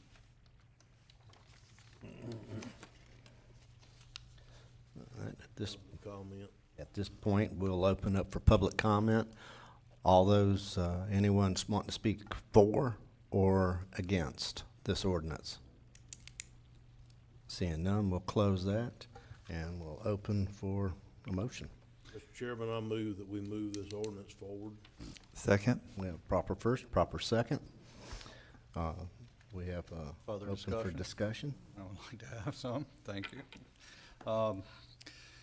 I don't think I can support this ordinance today for the reasons it was obvious. The environmental will eventually be overcome with infrastructure, but I don't think this ordinance goes far enough to alleviate the problem of wake. I think it will temporarily, it will work, and I know it'll pass, and it should, for temporary relief. But I would like to see, I'm a little worrisome too about the agencies Mr. Harvey just mentioned, and losing local control. When you do that, when we get the state involved, we will lose. It is sovereign water, I agree, but right now we have control. And I don't think we've put enough into this at all, so I will not be supporting it. Thank you, Mr. Chair. Okay. I call for the question. That means I call the vote. Call for the vote. And that requires a separate vote, requires a- supermajority. Okay. Call for Tony. District 1, Yes. District 2, Nay. District 3. This is for the call of the question. Right. Oh, Yeah, you have to Missed vote that on the somewhere. question first. it's fine. Continue. District 3, Yay. District 4, Yes. District 5. Yes. Okay. And you ask me again, because I'll give you a yay for that. Now, let's go on. Yes, that is to end discussion. Mr. Chairman, and you got to vote. get in that microphone. That Get ain't- bold and proud, come on. That ends the discussion. All right, so that ends our discussion. Now, let's go for the vote. Right. Okay. We have a motion on the vote, We have a correct? motion and a second. Okay. All those in favor, say aye. Aye. All those against, also say aye. Aye. Okay. Mr. Chairman, can I request a 3-minute recess for just a moment? You can. Let's Thank have you, a sir. 3-minute recess. All right. Coming up next will be Mr. John. Are you going to represent? This is going to be your last representation? Be Okay, Mr. Salmons will be heading this up. This is a fine reduction request. The first case is 2009-0226, 118 Sportsman Road, Satsuma, Thomas and Ramona Palu. Hope I said that right. This is a case where they purchased this property on tax deed sale. The type of violation was unsafe mobile home. Length of time to achieve compliance was 3 years, 6 months. County actually abated the property on this property. I don't have any pictures of this one because pictures are in a spot where I can't copy them. So length of time that the new owners own it of 13 months. Staff is recommending that the board accept $2,902 in lieu of the $56,600 daily fine and $1,850 abatement lien. Obviously, most of that's the abatement lien. It's paid within 180 days. The owners are here. Mr. Chairman, I have a question. Sure. I keep asking this. Are we looking at 2902 and 1850? Because the way it's written, it sounds like we're looking at both of those numbers. We're 2902 is the total. And that includes the 1850 abatement fee. That's correct. Okay, so that's the hard cost we have in it plus correct. the other cost of mailings. Okay, thank you, Mr. Chairman. Do we have any comments? The owners are here, they, Okay, yes, if the owners would come forward and state your name. Ramona Palou. Thomas Palou. Pull the mic a little closer. Can you hear us? Yes. Okay. The property in question, we didn't purchase on a tax deed sale. There were several properties in that surrounding area that a private lender had come to us and asked if we could take them over because the person that he had lent the money to, they were foreclosing on. So to help that person out, we did that, but we took on probably a little bit more than what we anticipated. The first property, right after we purchased this, again, it was a package deal, it wasn't a tax deed sale. We had gotten a letter from code enforcement, which was a property on Horse Landing, and we immediately rectified all that. It took us a little bit of time, but we did get that one rectified. There was a couple other ones that we did get rectified. These two properties in question that we're talking about today, I never received anything from code enforcement, and I didn't even know these fines were on here until a couple of months ago. When we came down here a few months ago, they showed that all of the papers that had been sent to us, the mail person had sent back to the county. So I don't know why they did that, because I've always gotten everything on any of the other properties I had. I've always gotten the letters. So I guess with all of that being said, what I'm asking is, I did ask for a reduction. I don't know if there's any leeway for any other reduction in there or not, because I really never did receive any of the papers. I did know that the one on 713 San Mateo, that particular property I thought we had under compliance. We had gone to start working on that property to find that it had burnt. Somebody had burnt it. And when we got there, I had seen code enforcement had a paper posted to a tree there. So at that point, that's when we kind of started working with that one. We got that one under compliance, but I didn't realize that we still had, money owed on that. So I guess what I'm asking is if there's any room for any leeway other than what we've already come up with, it would be greatly appreciated. I do want to get the fines paid and be done with this. Okay. Have any comments? Do we have your correct address? It was a P.O. box, and that is our correct address. And I can show, I had one on 223 Horse Landing Road that was under the same situation, and I've got all of those papers. So that's why I don't understand why the post office was sending them back to you guys. I think have I no attached idea. a letter representing what they're talking about, where the post office just said they didn't know it or something and sent it back to us. Mr. Chairman, may I? Yes, go ahead. Mr. Sammons, this property is all cleaned up now, abated.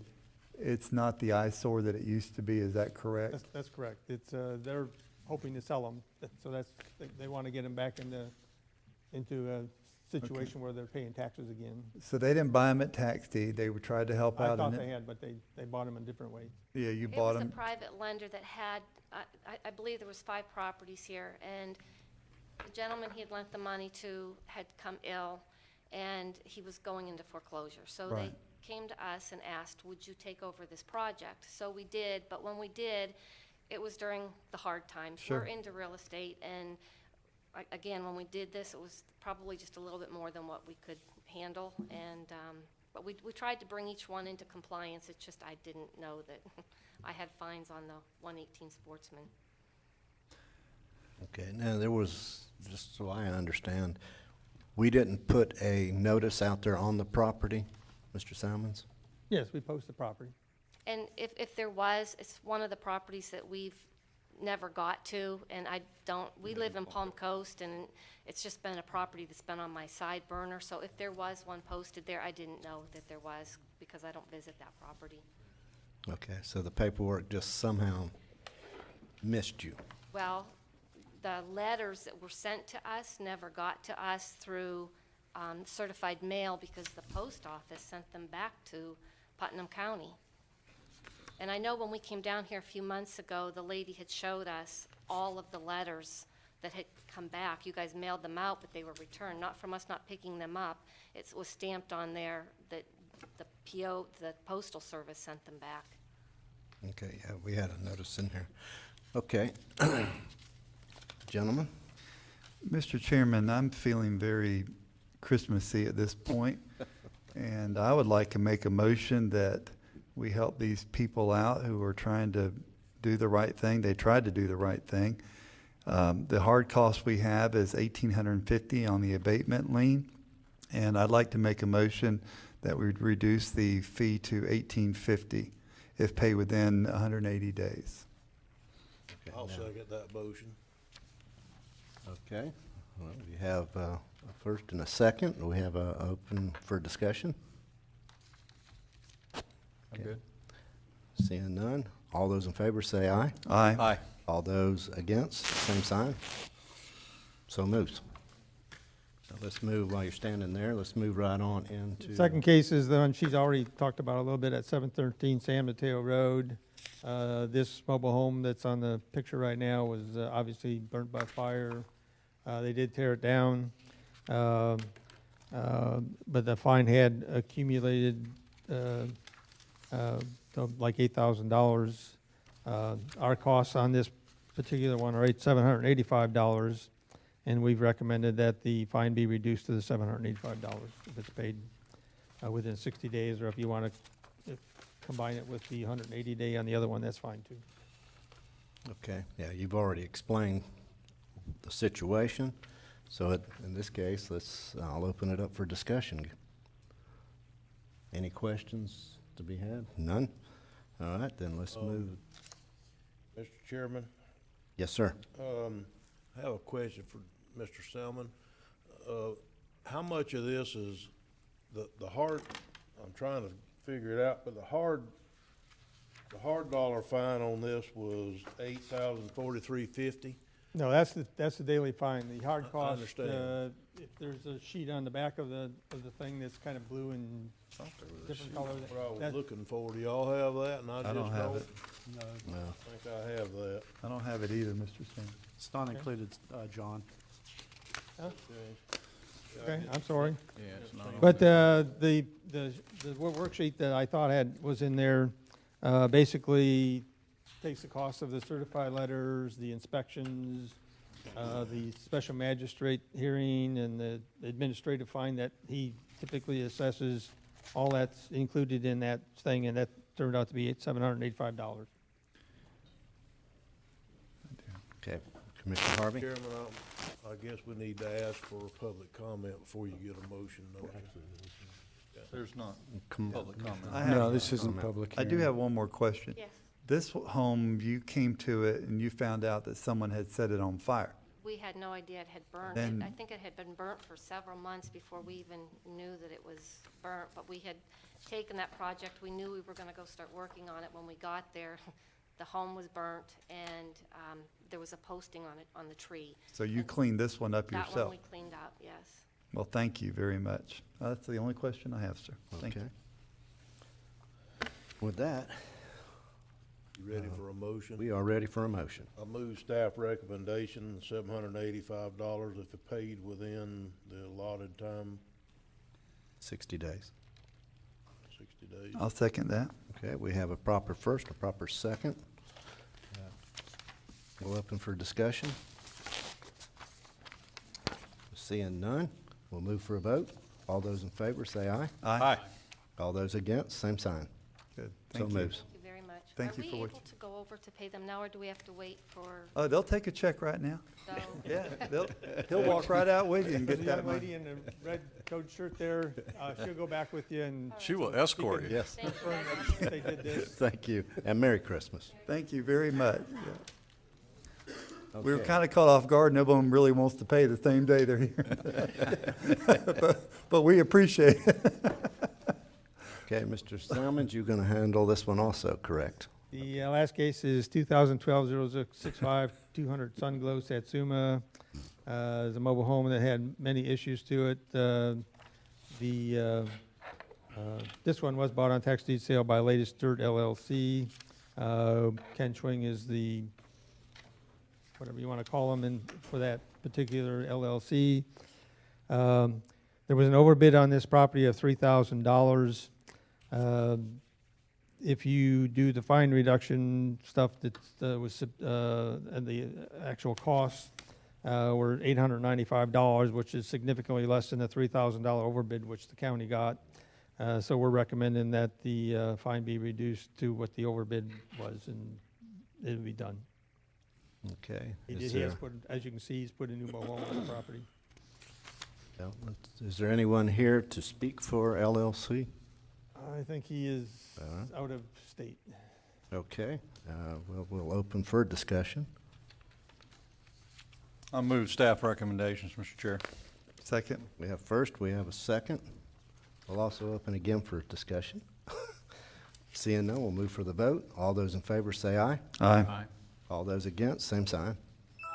So moves. Before I go, at the last meeting, Terry brought up when there was discussions of foreclosures and stuff, and the fact that there's lots of these derelict mobile homes. Back in probably 2002 or so, the commission at that time, I brought forth this concept that you guys started giving us about $25,000 a year to do abatements of a lot of these derelict mobile homes. We can do 3, maybe at most 5 with that if we're lucky. And I talked to them about the public-private partnership. A lot of these people that buy tax deed sales are reluctant to buy ours if we have a codes case on them, because they don't want to get stuck paying the fine.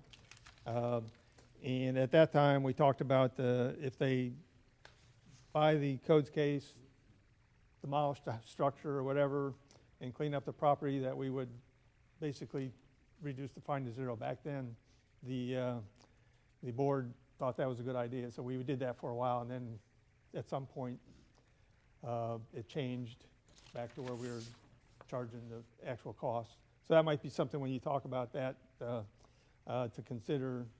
Also, Brian said that we had only foreclosed on one property, but back in the early 2000s, before Brian, I did foreclose on several properties, but I was particular about which ones I foreclosed on. I foreclosed on some that were on the river, and some other properties, a couple commercial properties that I knew that were going to be either the property owner would pony up the fine at the courthouse steps, so we would get our money, or somebody else would buy them, and it worked pretty well. And then, of course, in 2006, the real estate market went into the dumpers here, and we kind of got away from it. And it also took a lot of time, and we had Russ did one for us, the former county attorney, and he said it was too much time for him to deal with. So we hired an attorney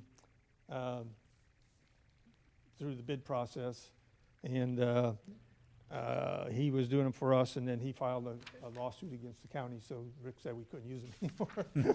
So, Yeah. And then we never found another attorney that did that. But if you pick and choose properties, like we had one, which I know Larry and Chip know, because it was one of them that had the boat sunk on Sanjan. Right. And I told Brian that we should foreclose on that property because we would get our money back off of that, but he never did. But that's something that if you are particular about which properties you foreclose on, you can get some money out of it. And I just want to say, the final thing is, I've enjoyed working with you guys.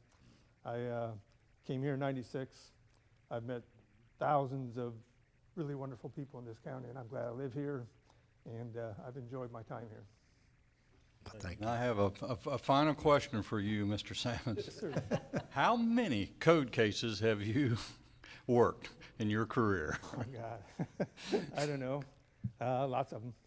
A lot of people don't know you did this in a former career in Michigan. Yes. Is that correct? So you have how many years there?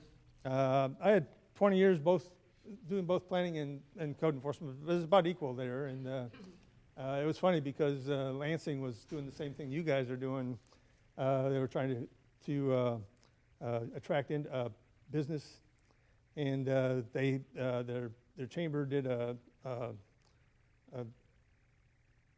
thing to see how many, what the county's thought of what the businesses thought of the community. And one of the things they all said is you don't have strong enough code enforcement. So the city made a big effort to change that. And if you go to Lansing today, it's just dramatically different. There's just all sorts of business there. Well, I'd just like to say, John, I've told some of my colleagues over the years observing you, I've been here 11 years, and just your ability to adapt. We've sent you to so many different departments. You've done animal control, code enforcement, all the hard stuff. Yep. You know, you really have. And you did it with grace and style and fairness. You really did. You were very good. And I learned a lot from you, from my career, how to deal with people. I watched you way more than you think. And because you're very good. It's my philosophy to treat people the way I'd want to be treated in a similar situation. Well, this worked for you, and I'm going to miss you. Enjoy your retirement, and call me for a golf round. That sounds good. I'll be around. So, All right. And Lisa's gone now. She's helping those people, but the animal control ordinance will be coming up sometime. Yep. And I've been working on that for years, and I told Lisa that I would come back as a citizen and present that to you guys. So. And we'd be glad to have your service if you'll do that, sir. Okay. Mr. Chairman. Yep. John, I also would like to thank you for your service to the county. I believe I knew you just about the day you walked in the door, and ever since. So, a fine job, and I appreciate you more than you'll know. Talk about that fertilizer ordinance about 5 or 6 when you were on board. Only on the other one. That's exactly right. Also, Mr. Chairman, if I may request that we workshop the list that he provided us. I think that's an excellent idea, what the commissioners did many years ago, where if we could give a piece of property to somebody for them cleaning it up and get it back on the tax roll if the property's not worth any more than the abatement costs are, and we can get somebody private to do that, I think it's a win-win situation. It truly is. Excuse me? They're also paying the back taxes on it. Yeah. Yeah. So I'm just saying, if there's any way we can get another one of them programs going, I'd vote for it, so. Let me run something else by you. You know that back in the day he's talking about, none of these code cases came before the commission at one time. You want to do that again? I'm just kidding on that, but that's true. Mr. Sammons, I know, I remember. Mr. Chairman. Harvey? You know, I had a case this week or last week that came to me, and it came to me that the gentleman wanted to sell his property, but there was a derelict mobile home down the road, and the new owner wanted to build, and he said, I don't want to build there unless that one's going to be abated. He knew it was on our list, but it's way down the list. And I think when we have this workshop, and I'm just going to throw this out for your comment, maybe you can, I think that when we had those unusual cases, because that's an unusual case, that we could possibly move an abatement up in order for us to get a building permit for a house down the road. Now, maybe we could say, okay, once you file for your building permit, we'll move that one up the ladder. But I think that has merit, and I think it's time for us to think out of the box. So, you know. We can do that. Yeah. Thank you again for everything. I've been here 3.5 years. You've always been professional to me. Thank you, sir. Yeah, and enjoy your if you're retirement. having that discussion at a workshop, even though I'm retired, I'll be happy to come and sit in. Good. Well, we'd enjoy that. Yeah, we appreciate Okay. that. Thank you. Bye, John. Mr. Chairman. Yes, sir. Seeing how Commissioner Lible brought that up, I wouldn't mind expanding on it a little bit. The Planning Commission used to be a quasi-judicial body like the ZBOA is. And I understand because of some controversial issues back years ago, I think he was here when it happened, that they changed it from being that to that it was just a recommendation to the Board of County Commissioners. I would like to also, at some point in a workshop, discuss the possibility of making the Putnam County Board of County Commissioners the body that it is appealed to, not the body that it, and so if it goes to the Planning Commission and it's passed by the Planning Commission, nobody cares about that particular one, that we don't have to hear every single case and go through it. We only have to hear the one that's appealed to the board. And if there would be an issue with that, I don't know what it would be, but. Mr. Chair, if I could, in response sir. to Go Mr. Turner, that is an excellent idea. Before the recession, our packets, our agendas, it was this high, and we're building again. We watched it shrink, and it's coming back up, and that would allow more time for stuff that matters. I think it's a great idea. I would like to do that. We'll move that to our workshop. All right. All right, now we'll move on to appointments. Guess I'll start with Commissioner. I have Lott. none at this time, Mr. Chair. Commissioner none. Pickens. Commissioner Turner. I have none, thank you. I have none. Okay, and I have none. And so with that, we'll move to our county administrator, Mr. Suggs. You do have this. Yes, sir, Mr. Chairman. We have, I'd like to give an update today, have Mr. Gass give an update today on our debris removal. You have this.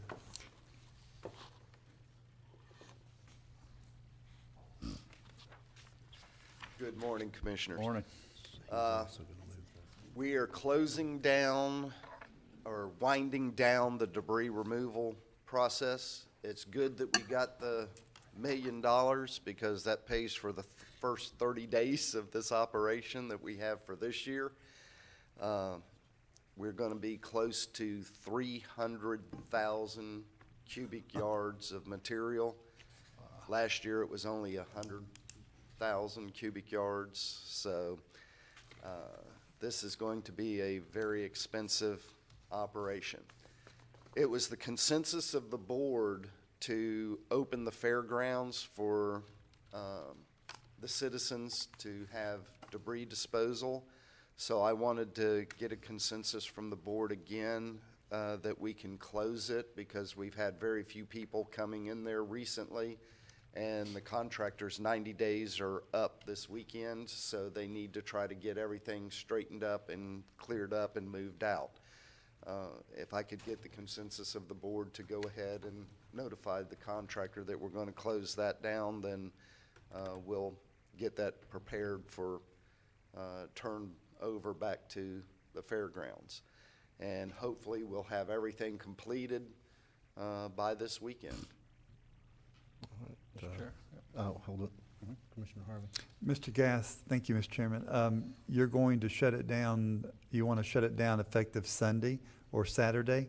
Or We want to shut it down effective as soon as we can because their 90 days per their contract is up Saturday. Okay, but that doesn't give our citizens a lot of time to prepare. We basically have had nobody using it. We've had But the people- minute we shut that down, they're going to be lined up, I and you know. know that. And that's when the phones ring. So could we give them, I'm sure it'll make the newspaper tomorrow. If I was writing the article, it might. Brandon, thank you. But could we give them a little bit of day's notice for this? Well, Mr. Chairman, can't they still take it to the regular landfill? Yeah, they can. They could take it to the landfill, but there's a charge at the landfill, or they would go against their allotment. The only free disposal was at the fairgrounds. And that's the whole thing, is that this material has had to be kept totally separate from the regular storm debris because it wasn't collected by the contractor. The contractor's just getting paid to manage it. And we've got to get that closed out. Mr. Chairman, since I still have the floor, if you don't mind, then why can't we close it down in East Palatka? Now, hear me out before you pass out, okay? And allow people that are bringing their hurricane debris to the landfill this week, that we're not going to charge them and we're not going to go into their allotment. I mean, they're doing us a favor by not allowing, so it's a compromise here. So how do you feel about that? If we can identify the hurricane debris, give them a few days, you know, this is hurricane. If the board wishes to waive the fees, that's the board's. Just for a few days. I'm just talking till Friday afternoon, 5 o'clock, end of story. Saturday, maybe. I'm just saying we need, and then that clears us up in East Plaquemine. We can shut the gate and move on. I have no issues with that. If the board wishes to waive those fees, I cannot waive those fees, so. If I need to jump in. That would require, I believe, approval of the solid waste disposal district to make that decision. And Mr. Chair, if I could, when were you requesting to shut the gates officially? Was it Saturday? Friday? I really wanted to try to do it last week, but because it was the consensus of the board to open it, I had to bring it to you guys to have a consensus to close it. If we go past the contract limits, then it will be additional funds to the contractor to manage that, or we'll have to make other arrangements to try to get that material moved.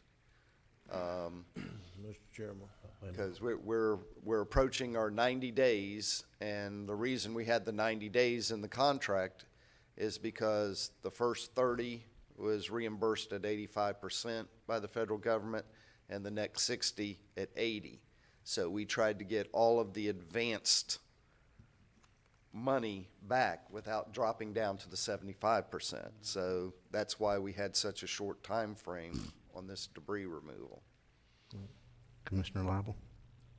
Mr. Manning, did we convene the solid waste district to get that consensus before, or was it just us five to open the fairgrounds up? That was an administrative decision. I didn't understand. Say it again. That was that's a decision I made as administrator.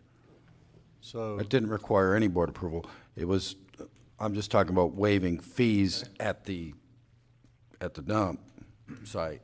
Okay, all right, oh, that's good. So, Because but if we were to, the material that would be carried in by the contractor would still be paid for by the contractor. So they would pay to dump what the citizens have dumped at the landfill. So we will still be generating revenue even though the citizens didn't have to pay for it. Mr. Harvey, does that work for you? I think that, yes, Mr. Lible, but I think that do you have the power and authority if somebody, a citizen, pulls up and says, I was at the East Plaque and they shut the gate and I'm here now? Because they're not prepared to pay. The only thing I can do is go towards their allotment. I cannot waive fees. All fees are set by the commission. Okay. And I do not have the authority to do that. I wish we'd have known this last month. We could have prepared ourselves for this. I think you're right. I still have the floor if I could, please. Okay. Construction debris. Well, that was going to be the third round of pickup, and I still see some, particularly in the River Road region. That is currently being picked up right now all over the county. They've got crews that are running. Most of them are making about 3 trips a day to the landfill because it's. Okay, so we're still in an effort. We're still in that, and we're also punch listing everything. We talked about calling for dock debris, particularly. I mean, did we actually do that? I mean, I remember you saying that we were going to pick up any kind of stuff out of the river pertaining to docks. We do not pick up out of the river. No, I know. They were going to bring it up by the highway. But the stuff they brought up and have placed by the road, we have been picking up and bringing to the landfill. Okay. Okay, just a second, Commissioner Turner. Can they continue to? Go ahead, Mr. Pickens. Can they continue to bring the dock debris out? How much more time do they have? Because I had somebody ask me that in my neighborhood. The deadline for putting out debris was November 15th. Okay. All right, Commissioner Turner. Okay, so just so I make sure here, Mr. Manning, the Solid Waste Board has to set all rates and do whatever with the landfill. This board here has no power to make any changes or do anything at the landfill? Well, I can't, they recommend the rates and they do the analysis on it. But I'm not saying 100% certain that they would, I believe they have to review it and make that recommendation if you're gonna waive rates, but it's not something I have in front of me. I can give you 100% certainty on that right now, but I believe that is the case. The reason I'm asking is we have a landfill workshop this afternoon. I would sure like to know if what we're gonna be discussing this afternoon is something we have to take to the Solid Waste Council, or can we try to fix it or not? May I interrupt? In July, the Solid Waste Board convenes to set the assessments, but in September, the Board of County Commissioners sets the fees. That's part of the fee packet that you pass the second meeting in September. So I don't think you have to convene as the Solid Waste Board to waive a fee that the board set in September. Mr. Chairman. Yes, sir, Mr. Harvey. One last thing. Commissioner Pickens asked the question about the docks and people bringing them out. If you shut the East Palatka site down, if I pull up with a dock, it's going to go against my allotment? Docks were not allowed at the East Palatka. Only vegetative debris was the only thing allowed. Okay, so what's going to happen if I pull up to the gates at the... It will go against your construction demolition debris allotment. Or pay a fee? Fine. Yes, sir. I wish we'd have had a lot more time. We need to let our citizens know that. I understand that it's winding down. My other question, since I still have the floor, is this. We have areas that were completely, the ditches were destroyed by the contractor. I can tell you on St. John's Avenue, Peven Lane, that was completely annihilated. In Larkin on McGill Street, they had just paved it. The contractor put down grass. That area got screwed up by the contractor picking up with this machine he picked up with. How are we enforcing that they're going to clean these areas up? We've got punch lists that people have called in to us. Okay. And we will follow up with that, and it's the contractor's responsibility to make it right. But if it is on the county right-of-way, that's the reason it is placed on the county right-of-way, is because if damage is done to it, it's the county right-of-way. And they can make it as good as they can, but the FEMA requirements are that everything has to be machine loaded. And it's almost impossible to run a machine on the grass without doing some kind of damage. No hand loading is reimbursed by FEMA, so it all has to be machine loaded.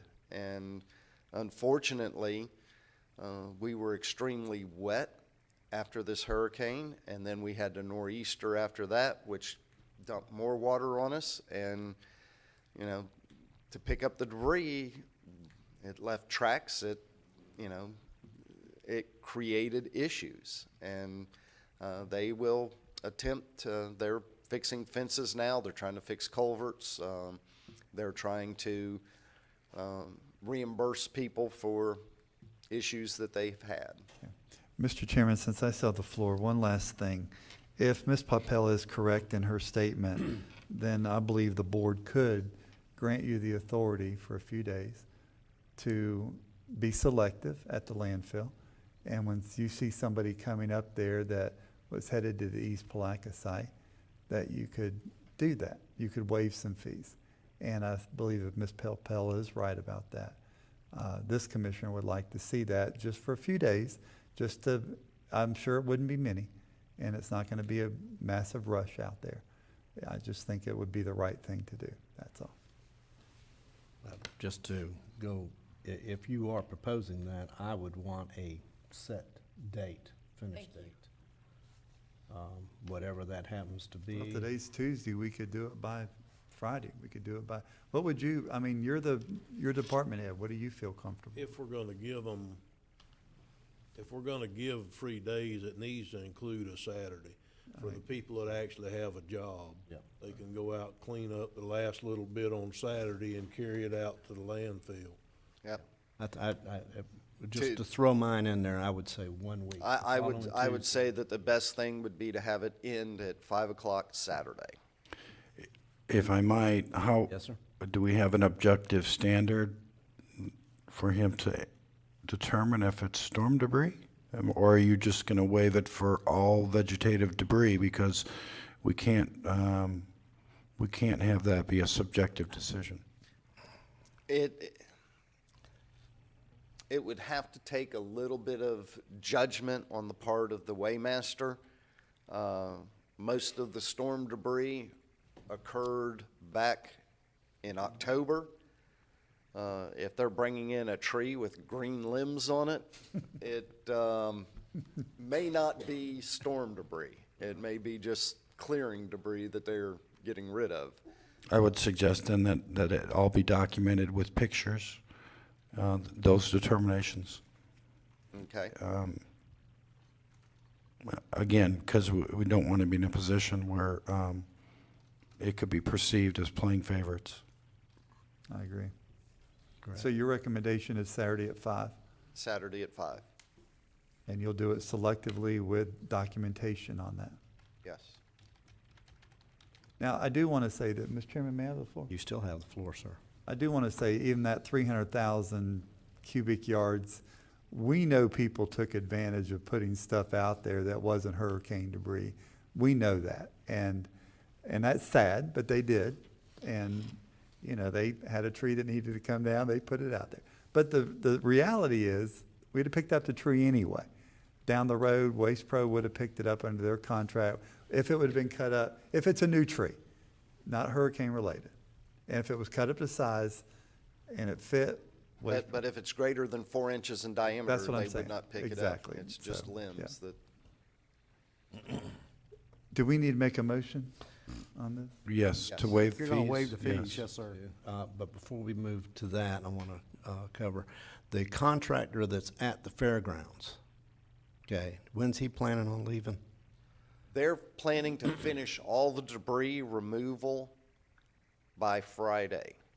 Okay, now I would like that before they leave the premises, that they check with the fair board and make sure that that is cleaned up to their specifications, because last time we ended up with quite a mess that luckily Public Works got over there and got it cleaned up. But I personally do not want to see that again. I want to make sure the contractor cleans up their Has that mess done. and to the satisfaction of the fair board. I agree. Okay. I will get with Mr. Newbold and make sure that. Thank you. Where is all the sawdust at, or the grindings? Are they still at the fairgrounds? Most of the grindings have been delivered to Georgia Pacific. Okay, I also noticed out on the Offord or Moats property, whichever one it is, they were doing some also. Were you taking any public debris out there, or was it just contractor debris out there in Francis?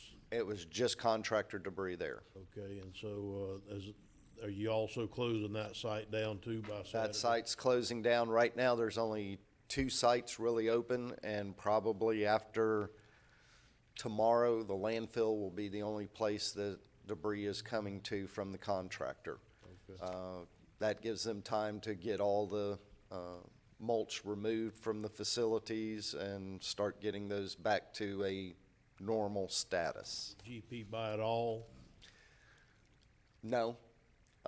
We had some that came to the landfill because GP was closing down on the weekends, and you know they have to move 7 days a week, so 2 days a week it was coming to us, but GP has been taking a good percentage of it. We have an alternative. If GP closes down again, they're going to ship it to Gainesville Regional Utilities and at their wood waste utility there. Really? They being who? The Who's gonna contractor. ship it? Okay. So it's up to them to remove it? It's up to them to remove it, but we pay them by the mile where they take it to. So it would cost us more money. It'll Would cost we us. get enough money to sell it to them to even pay for the shipping? No, but we do get the recycling credit for it, for our solid waste report to the state. Well, I haven't gone and actually looked at the stuff, but isn't it something that we could use as mulch around driveways and what have you? We have enough that we generate at the landfill that we give to the public free of charge. We have enough material when we grind what's been brought in by the contractor. There's going to be plenty of mulch for citizens to utilize. Maybe that's something else, Mr. Chairman, we might get Brandon to put in the newspaper for us if he could, was that there's free mulch available at the landfill if people want it. Yep. That way we don't have to take up the landfill with the mulch, we don't have to pay them to haul it to Gainesville, and I'm assuming we would still get recycle credits if we give it back to somebody to go put on a driveway or a yard, I would assume. That's correct. The one thing I do advise against is, it's fine for doing driveways, but you got to remember that a lot of this is diseased wood that has fallen. It has not been heat treated. It has not been treated like a commercial mulch. It has a lot of pine in it. I wouldn't recommend it up next to a house because it could attract termites. It's not like your cypress mulch or your commercial mulches that are available, but for driveways or out in the yard, it's a great material for that. Okay, thank you. Thank you. Do we have any other comments?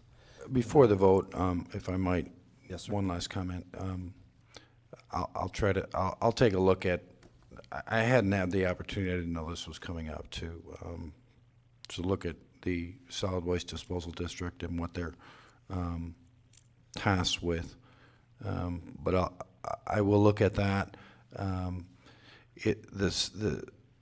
solid waste, the landfill, that is an enterprise fund. So if by chance there is a requirement that they have an input on this decision that you all are going to vote on, and you do vote to waive fees, and that is something that they should have had input on, I will just let you know that the possibility would exist that you would have to reimburse those waived fees from the general fund back to the enterprise fund. Okay. All right, now. That is a correct statement. Unless you convene a special meeting of the Solid Waste Board to ratify whatever you vote on. Okay, now that's down the road. Yes, there's, because it's obviously made up of more than just the 5 here. Okay, so let's reiterate that we're looking at waiving the tipping fees for the storm debris brought to the landfill up until 5 o'clock Saturday, this coming Saturday. December 16th.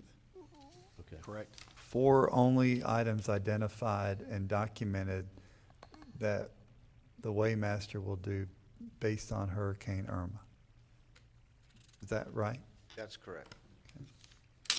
Mr. Chairman? Motion, Mr. Harvey? Yes, Mr. Chairman, I move that item forward as stated. Okay, we have a proper motion. I'll second that motion. We have a proper second. Anyone want to discuss this? Well, I think that we need to close the other ones like our sanitation director has asked us to do. And I only think it's right that we give everybody this last little bit of notice before we close them and give them the opportunity to get up the last little bit for the procrastinators. So yes, I think we need to do this. Okay.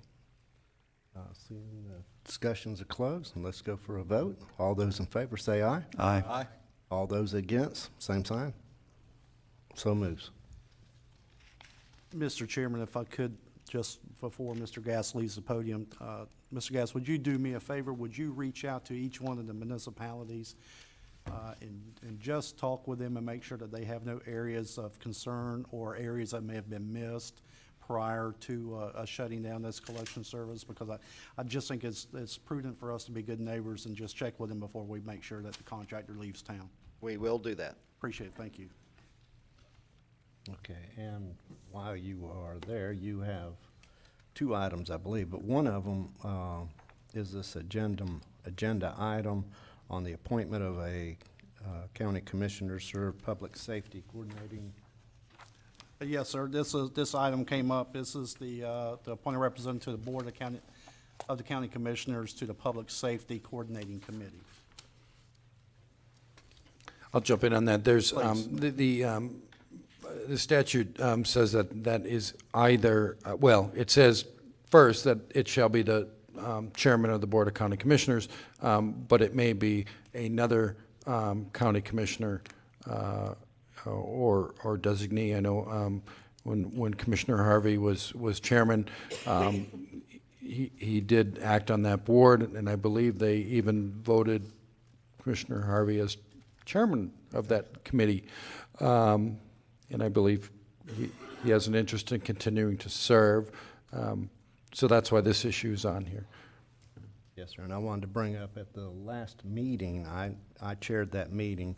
There's a lot of things going on that Commissioner Harvey is very much involved in, and the board there, yeah, I told them it doesn't hurt my feelings at all, but they would prefer to have Commissioner Harvey, and so that's my recommendation is. Well, I cooked for him. Why wouldn't they? That's right. Would you make that in the form of a motion, Mr. Chairman? He can't. I'm Can't not make sure a that I motion. can. Under Robert Rules of Order, the chairman can make a motion. Well, he can, but certainly anybody else could make that I motion as move well. that, will you let Larry Harvey continue in that role? So we have a proper motion for Mr. Harvey to continue on the Public Safety Coordinating Board. Do we have a second? I'll second it. We have a proper second. We'll open it for discussion. Seeing none, we'll close the discussion. We'll open it for a vote. All those in favor say aye. Aye. Aye. All those against also say aye. So it moves. You are now the. Thank you. Okay, and Emergency item. The emergency item now. Yes, sir. Yes, sir. Mr. Chairman, this is an emergency item that came up. We discussed it earlier today. We'll need it. We'll need a motion to accept this item on the agenda, move forward. It is for emergency item. It's a funding source request for Hurricane Irma road repairs. We need to make sure that we have enough money in our funds to pay our bills for Hurricane Irma. So this item was put together by Ms. Papel and Mr. Tompkins from the Public Works Department. So if you have any questions, we'll be more than happy to answer them. There was we had $375,000 budgeted. We've exceeded those funds by an additional $66,850. And so we will need to move from our general fund contingency to the board approval to make sure our bills are paid. okay, Commissioner Harvey? Yes, thank you, Mr. Chairman. In the past, previous years, departments had contingencies built in. And this year, Ms. Papel went through there and pretty much cleaned that up. And now we're responsible when these things happen. And I applaud you for doing that. Just wanted to bring that to the people's attention that years past, we would just move money inside the department. Now it's going to be up to the county commissioners to do that. And I thank you for that. That's all, Mr. Chairman. All right, do we have any more discussion on this? Mr. Chairman, I make a motion that we approve the use of general fund and transportation fund contingency funds for the tune of $66,850. Second. That's the general fund amount. Right. 375 for the 375 transportation amount. Yeah, 375 total. Thank you. Okay, we have a proper motion and a proper second. Open for discussion. I'd also open that up just for any public input, since this wasn't on the regular agenda and when there was public comment on issues. Any public comment for or against? Seeing none, we'll close that. Mr. Chairman? Yes. Who seconded the motion? Mr. Lible. Mr. Lible. Thank you. Okay, so we have a proper first, proper second. We'll move on. All those in favor say aye. Aye. Aye. All those against, same sign. So moves. All right, we will now move to our county attorney, Mr. Manning. Is there another? Is this? 1 second, please. It looks like same thing. Is this from Coney?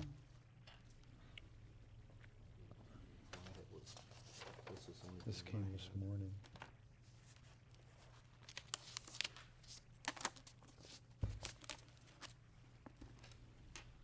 Oh, workshop. Never mind. Never mind, we're good. Never mind.